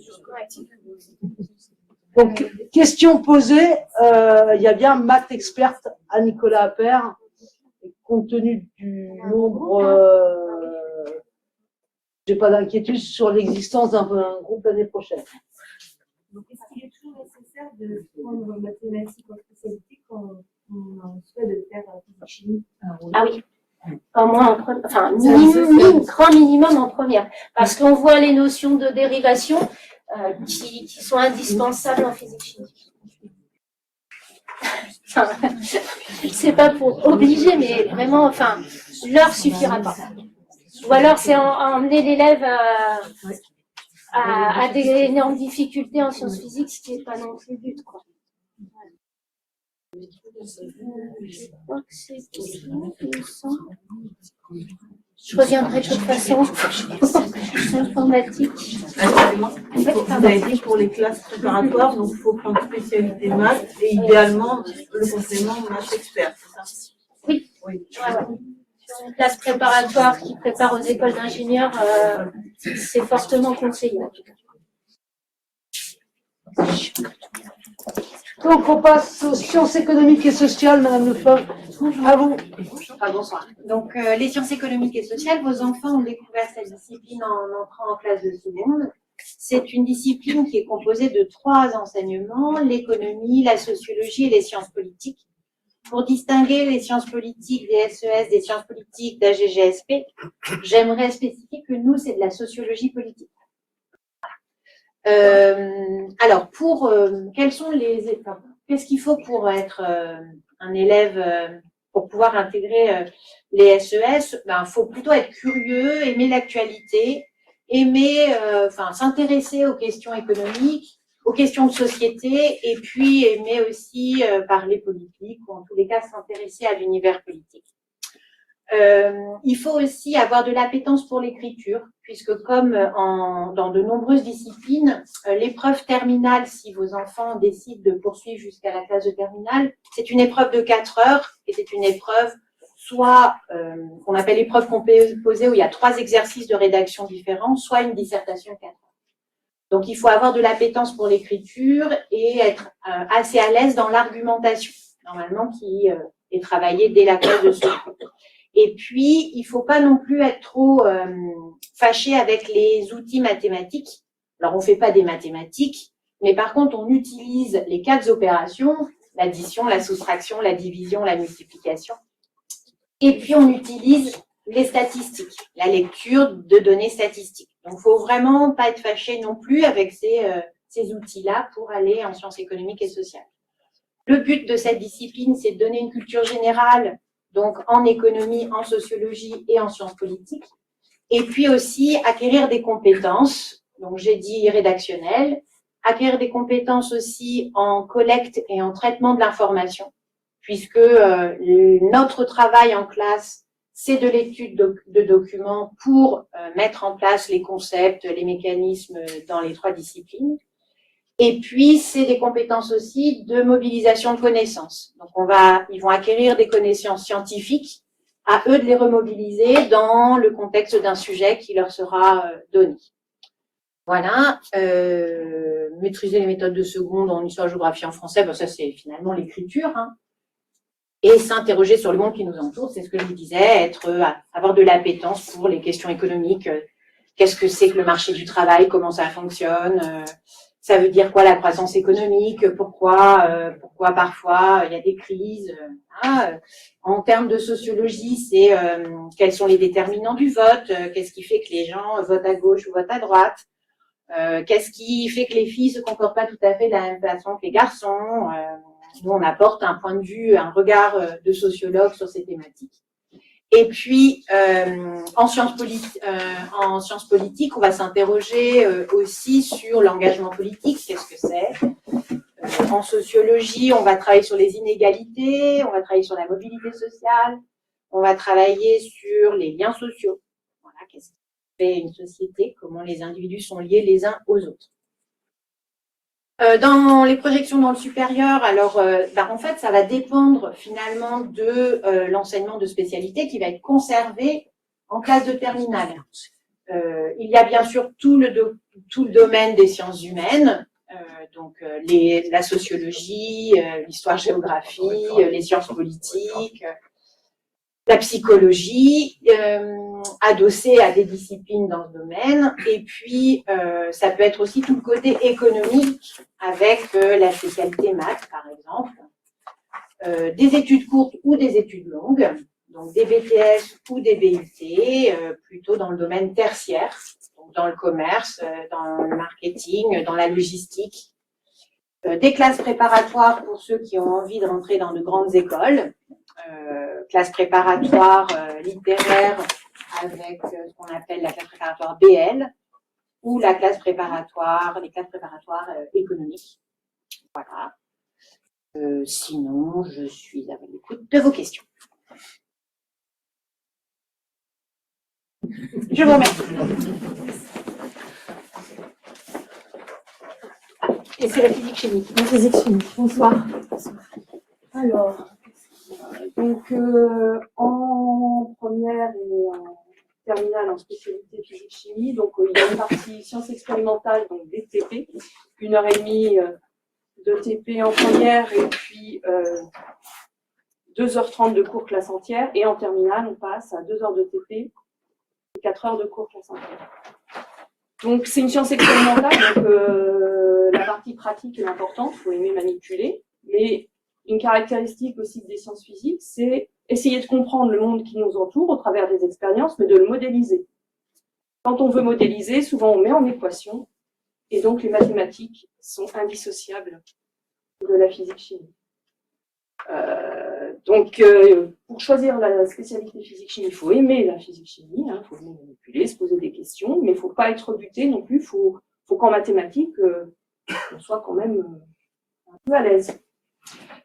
Si on envisage de poursuivre la physique-chimie en terminale, il faut vraiment avoir pris la spécialité maths en première. Parce que sinon, comme l'a dit ma collègue, les outils mathématiques qu'on met en place pour décrire les mouvements ou en électricité, et ben là, les élèves ne les auront pas. Donc, ça sera vraiment compliqué. Voilà, qu'est-ce que je pourrais dire? Donc, on balaye différents domaines, hein, les ondes et les signaux, les mouvements, l'énergie, la constitution, la transformation de la matière. Il faut choisir cette spécialité parce qu'on aime les sciences physiques et chimie, et pour n'importe quelle spécialité, parce qu'on est capable, parce qu'on aime, d'y passer du temps et de travailler ça aussi. Voilà. Donc, si on prend ça en se disant oui, j'aime bien, ça va, mais derrière, on n'a pas la motivation, oui, de passer du temps le soir, je pense que c'est pas un bon choix. Comme toutes les spécialités, enfin, les contenus sont exigeants. Et il faut de la passion, mais il faut du travail aussi. Que la passion, ça suffira pas. Alors après, il y a des domaines tous liés aux sciences, hein, pour les poursuites d'études. Faire attention pour certaines filières. C'est important d'avoir gardé en terminale la physique-chimie pour certaines poursuites d'études. Et notamment ceux qui veulent faire médecine. En échangeant avec les étudiants, ils disent que vraiment, si on n'a pas suivi cet enseignement-là, après, on va avoir un peu de mal à suivre la biophysique, notamment dans le supérieur. Donc voilà, faut y penser aussi.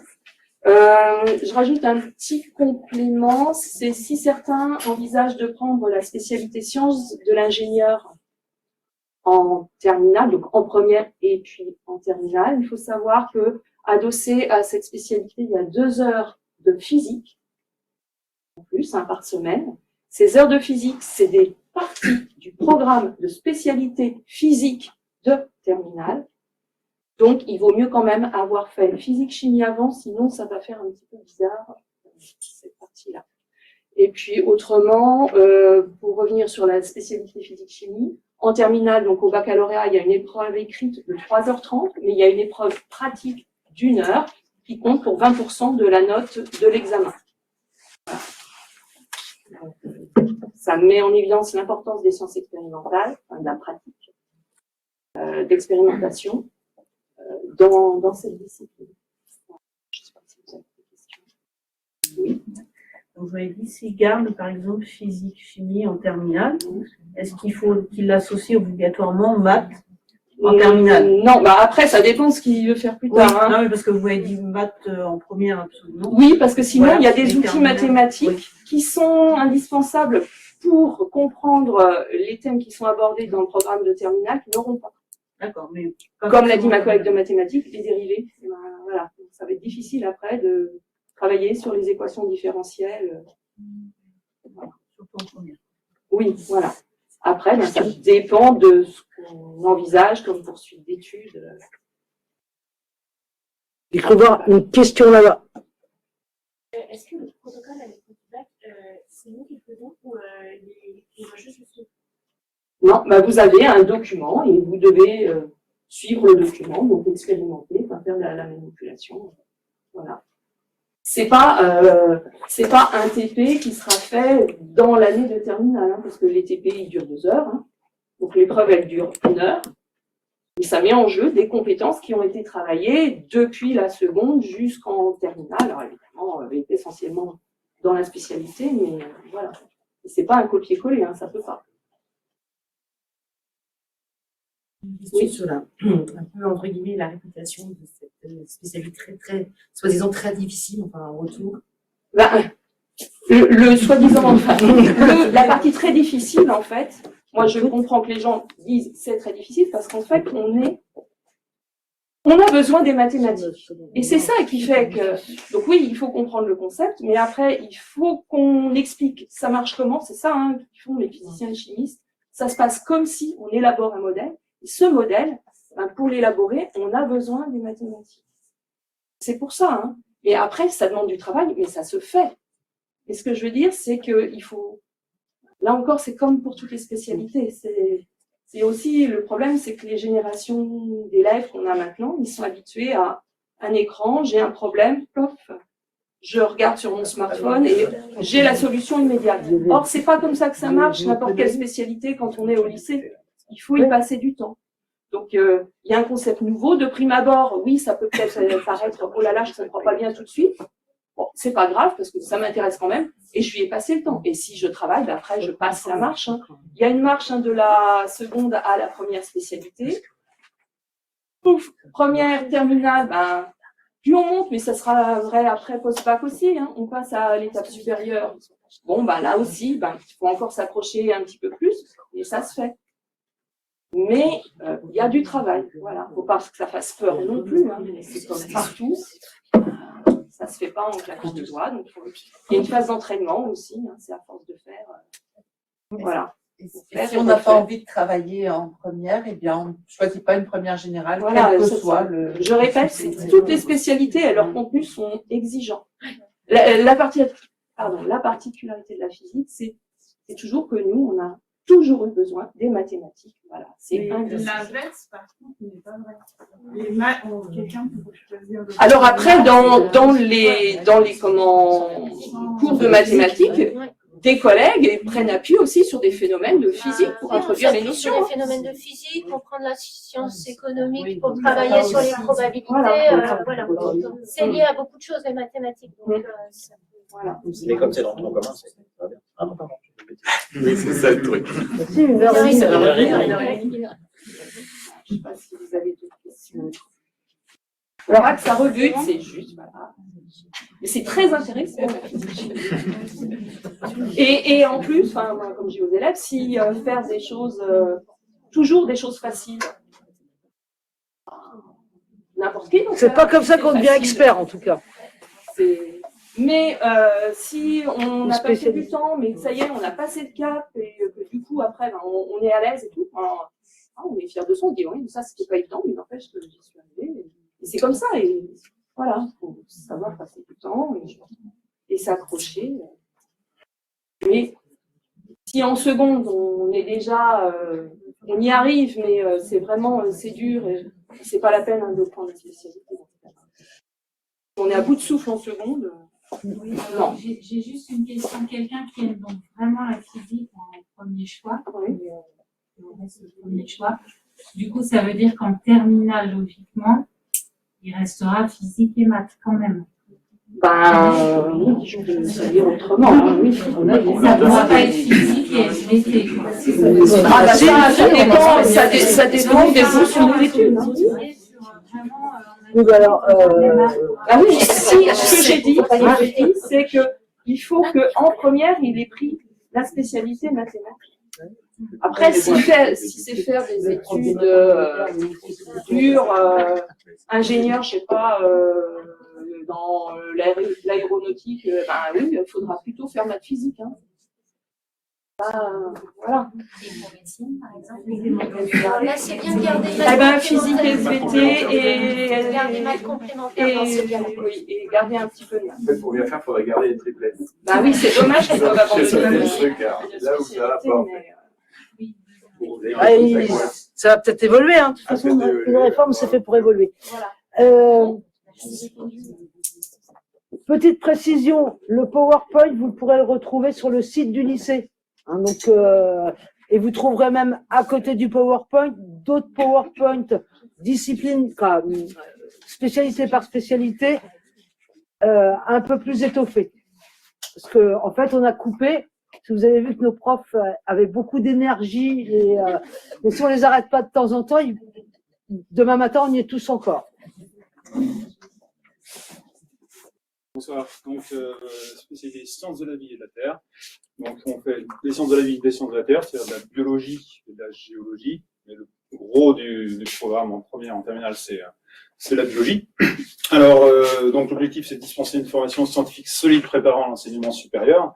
Donc là aussi, comme les sciences physiques, il y a les TP. Les TP en première et les TP en terminale. Puis il y a une épreuve expérimentale également au bac.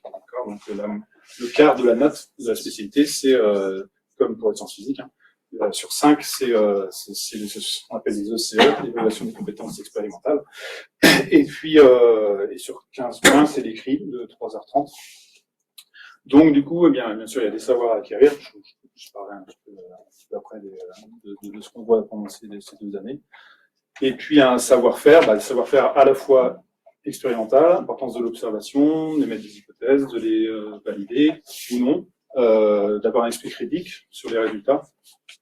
Et puis savoir-faire également rédactionnel, parce que c'est une époque scientifique, mais pour laquelle on a quand même besoin beaucoup plus que les autres sciences, c'est bien de ses capacités rédactionnelles, d'avoir maîtrisé la langue française, avec donc l'épreuve terminale. Savoir-être, participer à la formation scientifique des futurs citoyens en matière d'environnement, de santé et de sécurité, parce qu'on aborde des thèmes qui sont en lien avec des sujets contemporains, brûlants, que ce soit concernant le climat, concernant les problèmes sanitaires. En prérequis, donc curiosité et goût pour la matière, je pense que toutes les spécialités l'ont dit, donc évidemment, sinon on n'y arrive pas, parce qu'il y a 4 heures, il faut, c'est un niveau élevé, il y a 4 heures en première, 6 heures en terminale. Goût pour le raisonnement et l'argumentation, oui, beaucoup d'études de documents scientifiques dans lesquels il faut raisonner. Au niveau de l'épreuve écrite, c'est une argumentation, donc il suffit pas simplement d'avoir des connaissances, il faut pouvoir l'argumenter, justement. C'est un peu aussi la nouvelle forme de l'épreuve écrite. Au niveau des thèmes abordés, la génétique, de la biologie cellulaire, l'immunologie, la biochimie. Alors là aussi, je reviens sur ce qui a été dit tout à l'heure. C'est vrai que pour certains, avoir des physique-chimie pour faire des SVT, c'est intéressant. Pour certaines parties du programme, c'est vrai que ça peut manquer également. Mais bon, on souhaiterait garder toutes les spécialités. Je sais qu'il y a des choix qui sont à faire, qui sont difficiles parfois. Pour le choix des spécialités, pour ceux effectivement qui souhaitent faire médecine, peut-être en parler maintenant, ce qui est conseillé, donc c'est évidemment d'avoir les 3 en première, donc maths, physique, chimie, SVT, et par contre de conserver plutôt physique, chimie, SVT et de garder maths en maths complémentaires. Pour les études de médecine, les maths complémentaires sont suffisantes. Maths complémentaires et maths experts, c'est la même chose? Non. Donc maths complémentaires, c'est pour ceux qui ont abandonné les maths en première, la spécialité maths en première, donc ils gardent 2 disciplines, donc là par exemple SVT, physique, chimie, mais ils continuent à faire des maths complémentaires.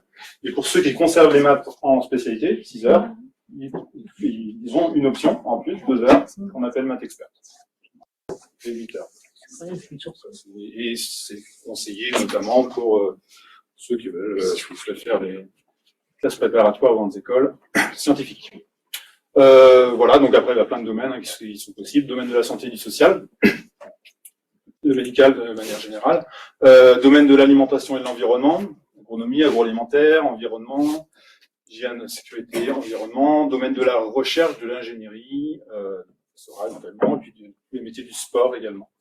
Donc voilà, on a un gros bloc effectivement sur le corps humain et la santé dans les 2 années de première année d'hôpital.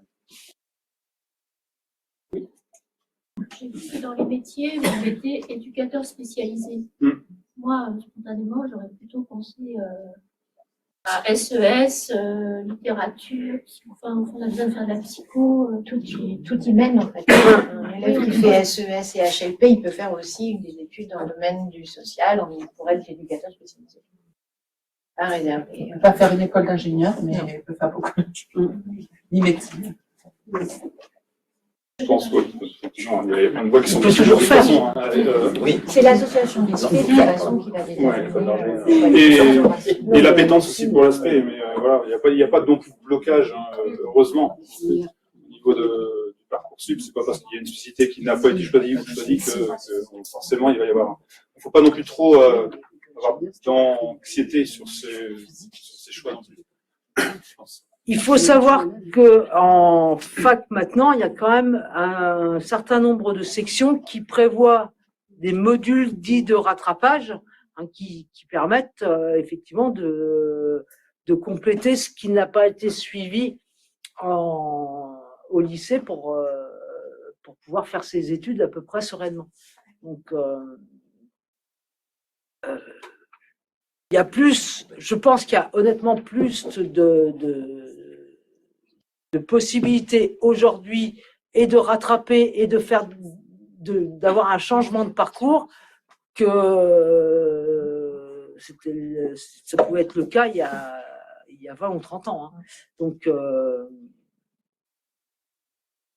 il en va de la survie de toute façon d'un certain nombre de formations, puisque sinon, il y a aussi les officines privées qui tendent les bras avec un menu toujours alléchant. Et les tarifs qui vont avec, mais le menu n'est pas l'assiette. Hein. Pardon. Vous avez d'autres questions? Je sais pas, c'est la meilleure. Au revoir. Bon, ils veulent pas faire ici, ces jeunes-là? Ou alors peut-être qu'ils savent déjà qu'ils veulent faire. Bonsoir. Bonsoir. Spécialité sciences de l'ingénieur. Alors, c'est écrit au début, c'est bien une spécialité scientifique. Donc, il dit spécialité scientifique, dit l'utilisation des mathématiques. Ça peut être une bonne idée quand même, c'est pas complètement idiot.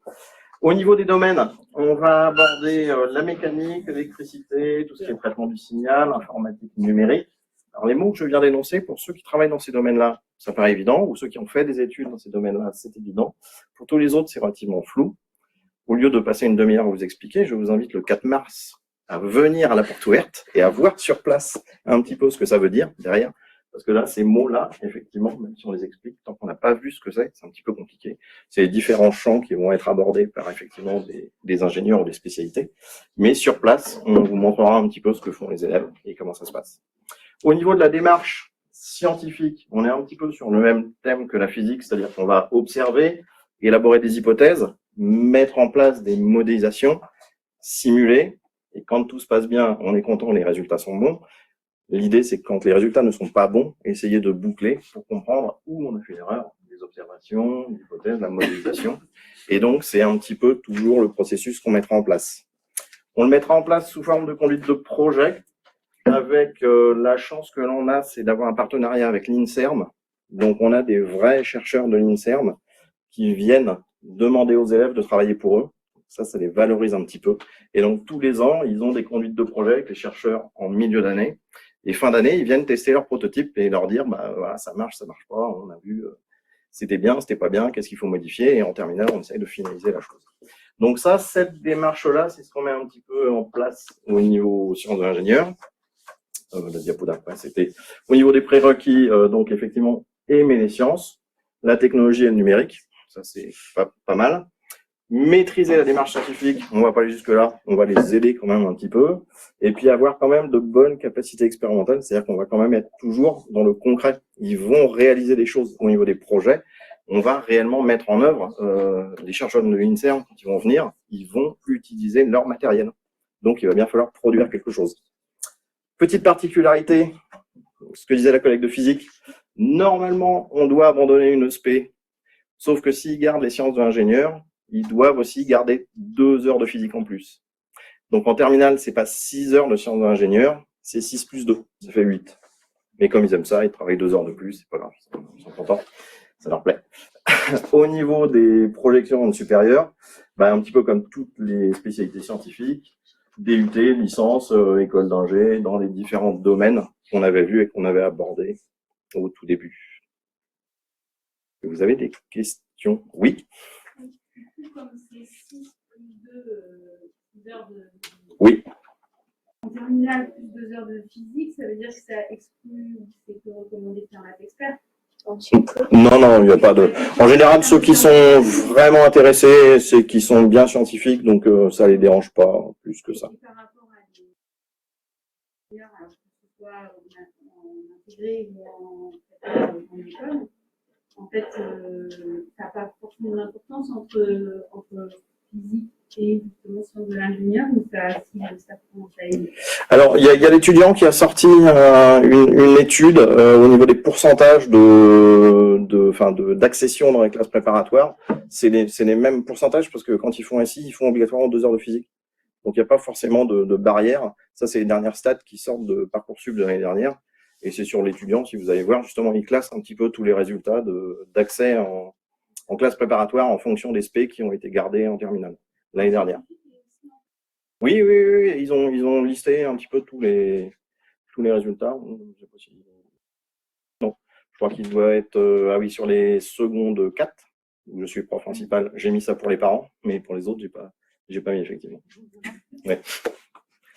Est-ce qu'il y a d'autres questions? Oui.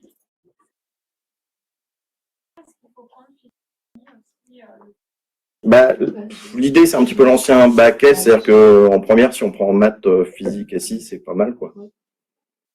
C'est sympa, ça marche bien.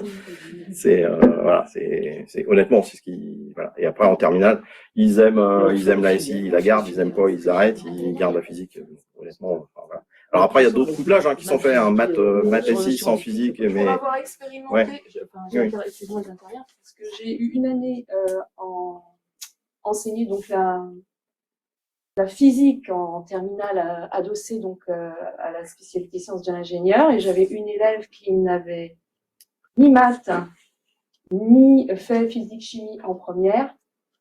Alors là, c'était non, il y a des choses. Ce qui est compliqué pour nous en seconde au niveau des conseils de classe, c'est quand un ou une élève dit je vais faire LLCE anglais, je sais plus ce qu'elle avait, HGSP et SI, on se dit bon ok, elle va abandonner la SI, c'est pour tester, c'est pour essayer, pourquoi pas. Et quand en terminale elle garde la SI, c'est compliqué. C'est compliqué. Donc il peut y avoir des stratégies d'abandon d'une troisième SP et puis on essaye, on verra bien si ça nous plaît.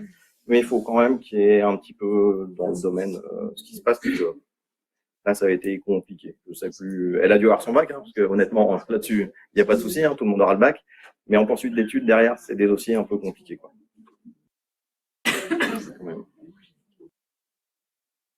Pas d'autres questions?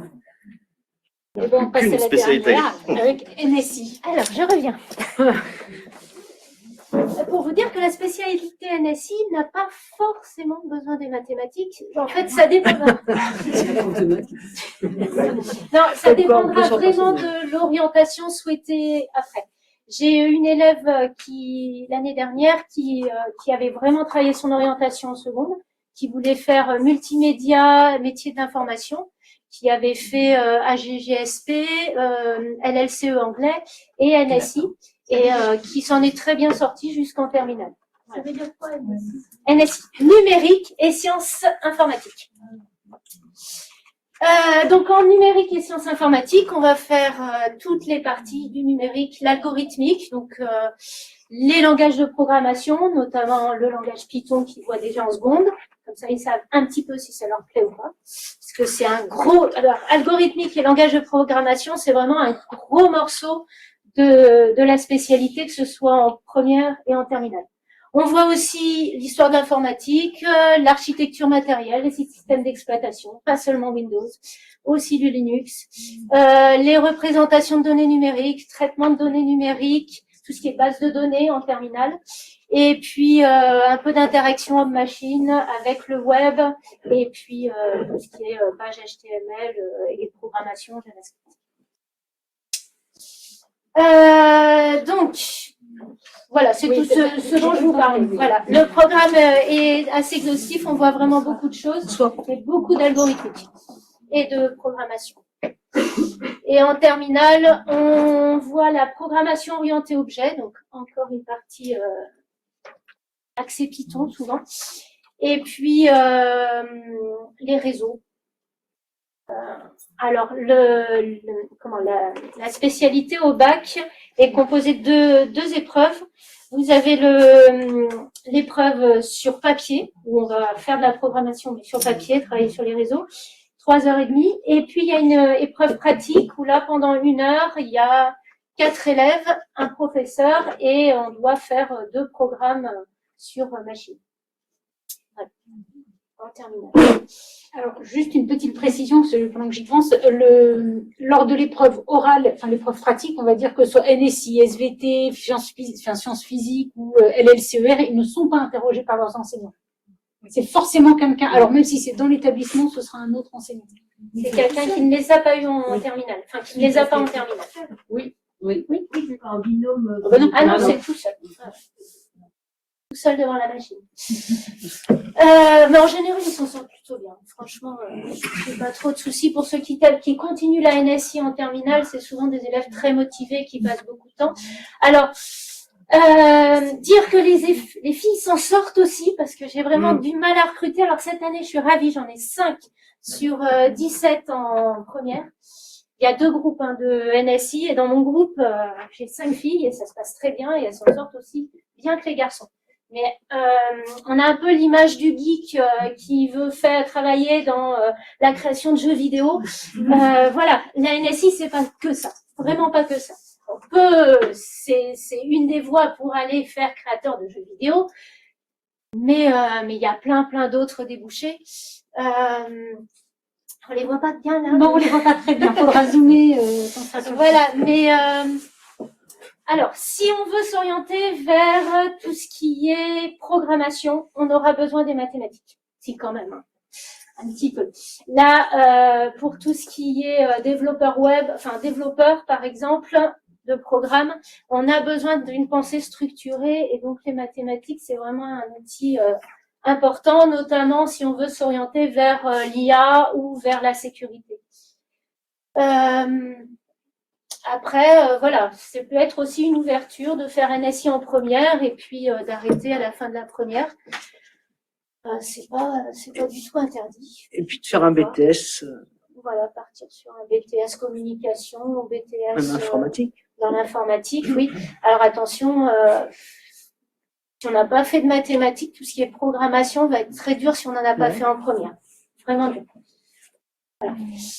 Et donc ça peut ouvrir aux classes prépa MP2I si on continue maths info en terminale. Donc MP2I, c'est des maths et pas mal d'informatique. Ça peut ouvrir vers des BUT informatique, faire des BUT réseau, BUT sécurité réseau, enfin voilà, ce genre de choses. BTS aussi, SNIR. Oui. Voilà. Une chose que j'ai pas dite, c'est une matière où on travaillera beaucoup, enfin, pas mal quand même, en projet. Ça, les élèves, ils aiment bien, et ça permet de gérer l'hétérogénéité parce qu'en début de première, par exemple, on a vraiment des niveaux complètement différents et on arrive quand même à faire quelque chose avec tout le monde, et même les très bons vont pas s'ennuyer, en fait. On arrive à les orienter vers des choses d'un niveau assez élevé. Voilà. Des fois, ils m'impressionnent. Certains sont meilleurs que moi sur tout ce qui est programmation, et puis moi, je les guide sur autre chose, mais ouais. Ils ont vraiment des bons niveaux, certains de ces élèves de ce groupe. Voilà. Je ne sais pas si vous avez des questions sur merci. Je vous remercie. Oui, pardon. Si voilà, un élève hésite entre sciences de l'ingénieur et NSI, sachant qu'il y a de l'informatique aussi dans le. Ça dépend vers quoi il veut s'orienter. Ouais, c'est parce que l'informatique en sciences de l'ingénieur, ça va uniquement être pour utiliser des éléments, des capteurs, des moteurs, etc. On va pas faire de l'algorithmie, de la programmation, on va pas apprendre plusieurs langages, on va vraiment utiliser l'outil informatique. Mais on ne sera pas, comme en NSI, prêt à développer un programme pour faire quelque chose. Nous, on va utiliser l'outil informatique. Donc, c'est deux aspects complètement différents. Le mieux, c'est peut-être de venir aux portes ouvertes, où Ouais, on c'est une bonne présentera idée, les ça. projets des 2 matières, et puis rencontrer aussi des élèves qui font la spécialité SI et la spécialité LSI pour pouvoir bien. Et c'est le 4 mars. Alors, effectivement, les journées portes ouvertes sont largement ouvertes aux parents de seconde, pour la bonne et simple raison, c'est que vous aurez l'occasion de rencontrer les professeurs, alors certains que vous avez vus là ou d'autres, qui interviennent sur ces enseignements de spécialité et qui pourront vous montrer des choses concrètes. Généralement, il y a des travaux d'élèves qui sont affichés, etc. Donc, n'hésitez pas à venir, même si effectivement vous êtes parent d'élèves, vous connaissez déjà le lycée, vous l'avez visité, mais voir ce qui se fait réellement en étant bien informé, en étant déjà un peu informé sur les enseignements de spécialité, vous permet aussi de porter un autre regard et d'avoir aussi un autre questionnement. Parce que là, je suis sûre que quand vous allez rentrer ce soir à la maison, pour le peu que vous en parliez avec votre enfant, il y a des questions qui vont vous venir, qui ne vous sont pas venues là, et que vous aurez, et que vous pourrez effectivement poser le 4 mars. Et puis, une chose, parce que ça a été dit rapidement tout à l'heure, si votre enfant, ou si vous ne souhaitez pas que votre enfant fasse des études longues, c'est pas la peine d'envisager la première générale. Comme je dis de façon un peu brutale, vouloir une filière générale, on en prend pour 5 ans. Après le bac, bien évidemment. Donc voilà. Oui. J'avais une question pour HGSP, là, un truc imprononçable. Quel niveau il faut avoir en histoire géo pour pouvoir aller dans cette spécialité? Je ne sais pas, en termes de niveau, je ne sais pas si on peut, par rapport à une note, c'est quantitatif par rapport à une note, mais il faut déjà être à l'aise à l'écrit, savoir argumenter, savoir par exemple présenter un document, c'est des compétences qu'on travaille beaucoup en seconde, hein, présenter un document, prélever des informations, et puis on les accompagne vers des écrits toujours plus longs. Donc si déjà l'élève a du mal à rassembler des idées et produire un raisonnement construit, c'est compliqué, quoi. Donc bon, déjà, il faut quand même s'en sortir, avoir la moyenne. Si c'est vraiment un élève en difficulté, il va pas se plaire, c'est sûr. Alors, c'est exigeant, c'est exigeant, ça demande de spécialité de travail. Ça demande On va avoir 15 ans. C'est bien d'avoir 15 ans. Non, mais est-ce que c'est indispensable? Mais c'est comme par exemple pour les mathématiques, si l'élève arrive en spécialité de mathématiques avec 14, il aura moins de difficultés qu'un élève qui arrive avec 9. Mais c'est exactement pareil en AGGSP en fait. C'est pas faut pas arriver dans la spécialité en disant il n'y a pas trop de travail à la maison, il n'y aura pas trop de lecture, c'est moins exigeant que les sciences. C'est des sciences humaines, c'est aussi exigeant. Vous aviez une question, monsieur? Non, moi, c'est juste que je me disais que chez mon cas, ma fille, bon, cette chose-là, elle est perdue, je trouve. J'ai l'impression qu'elle s'est vraiment, même à l'heure actuelle encore, pas savoir, alors qu'elle est à un bon niveau, hein, mais c'est normal. L'aider, ouais, je sais pas si c'était normal ou pas, dans le sens où c'est complètement normal. Mais c'est pour ça nous que encore plus, parce que venir aux portes ouvertes avec elle, déjà parce que vous allez voir la même chose. Là, vos enfants ont eu une information en décembre. Vous l'avez là. Alors, il y en a certains qui sont avec leurs enfants, vous pourrez la revoir, mais il n'empêche que c'est le moment aux portes ouvertes où vous serez ensemble. Et vous amènerez chacun de votre côté ce que vous avez entendu. Et en plus, vous aurez les enseignants qui sont là. Et c'est quand même ceux qui pourront le mieux répondre à vos questions parce que ce sont des professionnels. Ils savent. Même s'ils n'ont pas forcément votre élève en cours, bon, il n'empêche qu'on se renseigne et qu'on sait au fur et à mesure. Donc, c'est eux qui pourront vous renseigner par rapport à l'appétence de votre enfant ou à ce qu'il a envie de faire. Ouais, parce que j'ai l'impression que si c'est pour aller pour l'année, ça peut être rien. On peut partir des fois en technologie, si vraiment. Là, on a une question pour savoir s'il y a un interlocuteur au lycée pour répondre aux questions des élèves sur le choix des spécialités. Je dirais que tout enseignant, alors déjà, le professeur principal est le premier interlocuteur de vos enfants et de vous-même.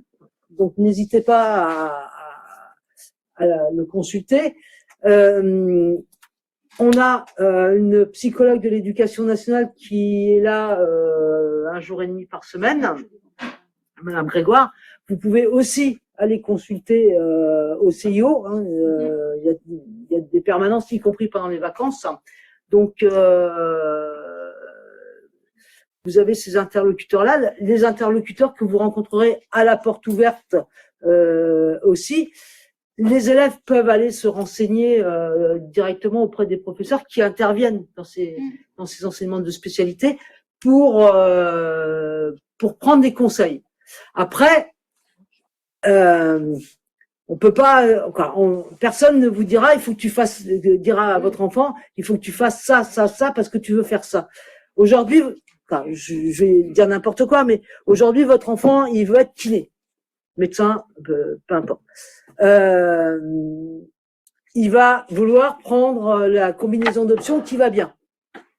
il va faire ça. Puis bon, au cours de la première, il va peut-être rencontrer un kiné qui va lui dire ça c'est nul, machin, nana, etc. Et puis il va rencontrer, je sais pas, un journaliste qui va lui dire moi je m'éclate dans mon métier. Votre enfant rentre à la maison, il dit moi je veux être journaliste. Mince alors. Est-ce qu'on a pris les bons enseignements de spécialité, etc. Donc, il n'y aura jamais la combinaison idéale. Jusqu'ici, j'espère qu'on pourra continuer ce fonctionnement-là. Jusqu'ici, nous n'avons jamais empêché un élève d'avoir la combinaison qu'il souhaitait. C'est un casse-tête pour nous. Très honnêtement, si avec moi, je mettrais des cases et des barrières. J'ai eu un levé de bouclier de la part des collègues qui m'ont dit « Madame, vous ne pouvez pas faire ça, c'est l'esprit de la réforme, il faut laisser les élèves faire ce qu'ils veulent. » Bah oui, sauf que pour monter les emplois du temps après, c'est un petit peu compliqué. Et puis, mine de rien, cet établissement offre 9 ou 10 enseignements de spécialité, 10 avec les langues, je crois. Ça veut dire que déjà, ne serait-ce que un groupe de chaque, et c'est 40 heures. Et donc, vous voyez que plus on multiplie les groupes, etc., quand on arrive à des groupes qui sont des petits groupes, je fonctionne en gestionnaire de moyens. Je dis, ça, c'est pas rentable. Il y a 8 gamins, c'est pas rentable. Qu'est-ce qu'on fait? Non, mais oui, mais le problème, si vous voulez, c'est que c'est pas rentable. Alors moi, si j'avais autant d'heures que je voulais, ça me poserait aucun problème. Sauf que va falloir que je fasse le choix entre ouvrir un groupe avec 8 élèves et puis laisser le groupe du Schmoll à 35. Qu'est-ce qu'on fait? Et quand je le mets à 35, ça veut dire que je peux plus en faire rentrer un. Donc je bloque. Est-ce qu'il y a une combinaison pour un élève qui est bon partout et qui ne veut pas choisir, parce que choisir c'est renoncer, est-ce qu'il y a une combinaison qui laisse la porte ouverte à tout? Aucune. Déjà, il peut essayer sciences ou littéraire. Déjà, il peut essayer de. Non, mais il y aura toujours. Mais de toute façon, c'est pas grave qu'il manque quelque chose. Si, je pense qu'il faut arrêter de penser que là, ils mettent leur tête sur le billot et qu'ils engagent leur avenir, parce que ça les fait stresser. Et ça vous fait stresser. Dites-vous bien que de toute façon, on peut toujours rebondir. Quand on a tout ce qu'il faut et que c'est à peu près rangé correctement, on fait des maths, on fait plus de maths, on fait de sciences, on fait plus de sciences, on fait des lettres, on fait plus de lettres. Aujourd'hui, qu'est-ce qu'il faut pour réussir et la recherche des entreprises, quelle qu'elle soit, que ce soit dans le domaine scientifique ou dans le... C'est déjà que les élèves, les jeunes, sachent écrire et parler. Aujourd'hui, on nous demande plus des savoir-être que des savoirs. On peut toujours apprendre quand on veut. Alors, c'est sûr, je vais pas vous dire que c'est facile d'apprendre à 50 ans ce qu'on n'a pas appris à 20, mais de toute façon, quand on est motivé, et on le voit bien, toutes les personnes qui font des reconversions de métiers aujourd'hui, c'est bien des gens qui se sont engagés comme ça. On voit des gens, alors moi ça me fait beaucoup rire par contre, des jeunes qui se sont engagés dans les écoles de commerce, 10 000 € l'année, et les parents très fiers, mon enfant est en...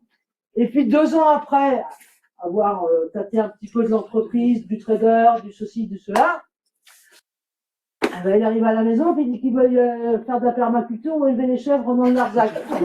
Eh voilà quoi. Mais il n'empêche que avec ce qu'il a appris au niveau de sa formation, il aura tout ce qu'il faut pour pouvoir rebondir sur une autre activité. Et c'est ça, en fait. Dites-vous bien que vos enfants vont sans doute, en plus de ça, que vous allez avoir le plaisir de travailler encore plus longtemps, ils auront sans doute l'occasion de faire 4 à 5 métiers.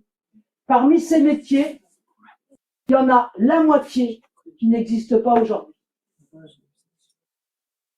Là, il y a la grande révolution au niveau de l'intelligence artificielle et ça fait un bruit d'enfer dans le monde entier avec la start-up OpenAI qui a lancé son chat GPT. Là, alors, en plus de ça, c'est très élégant comme et il n'y aura plus qu'à rentrer des textes, vous demandez résumé, on vous fera le résumé tout seul, etc. Moi, je veux bien. C'est moderne, on va gagner du temps. Vous avez un mail à envoyer à n'importe qui, vous demandez le mail, hop, on vous le fait.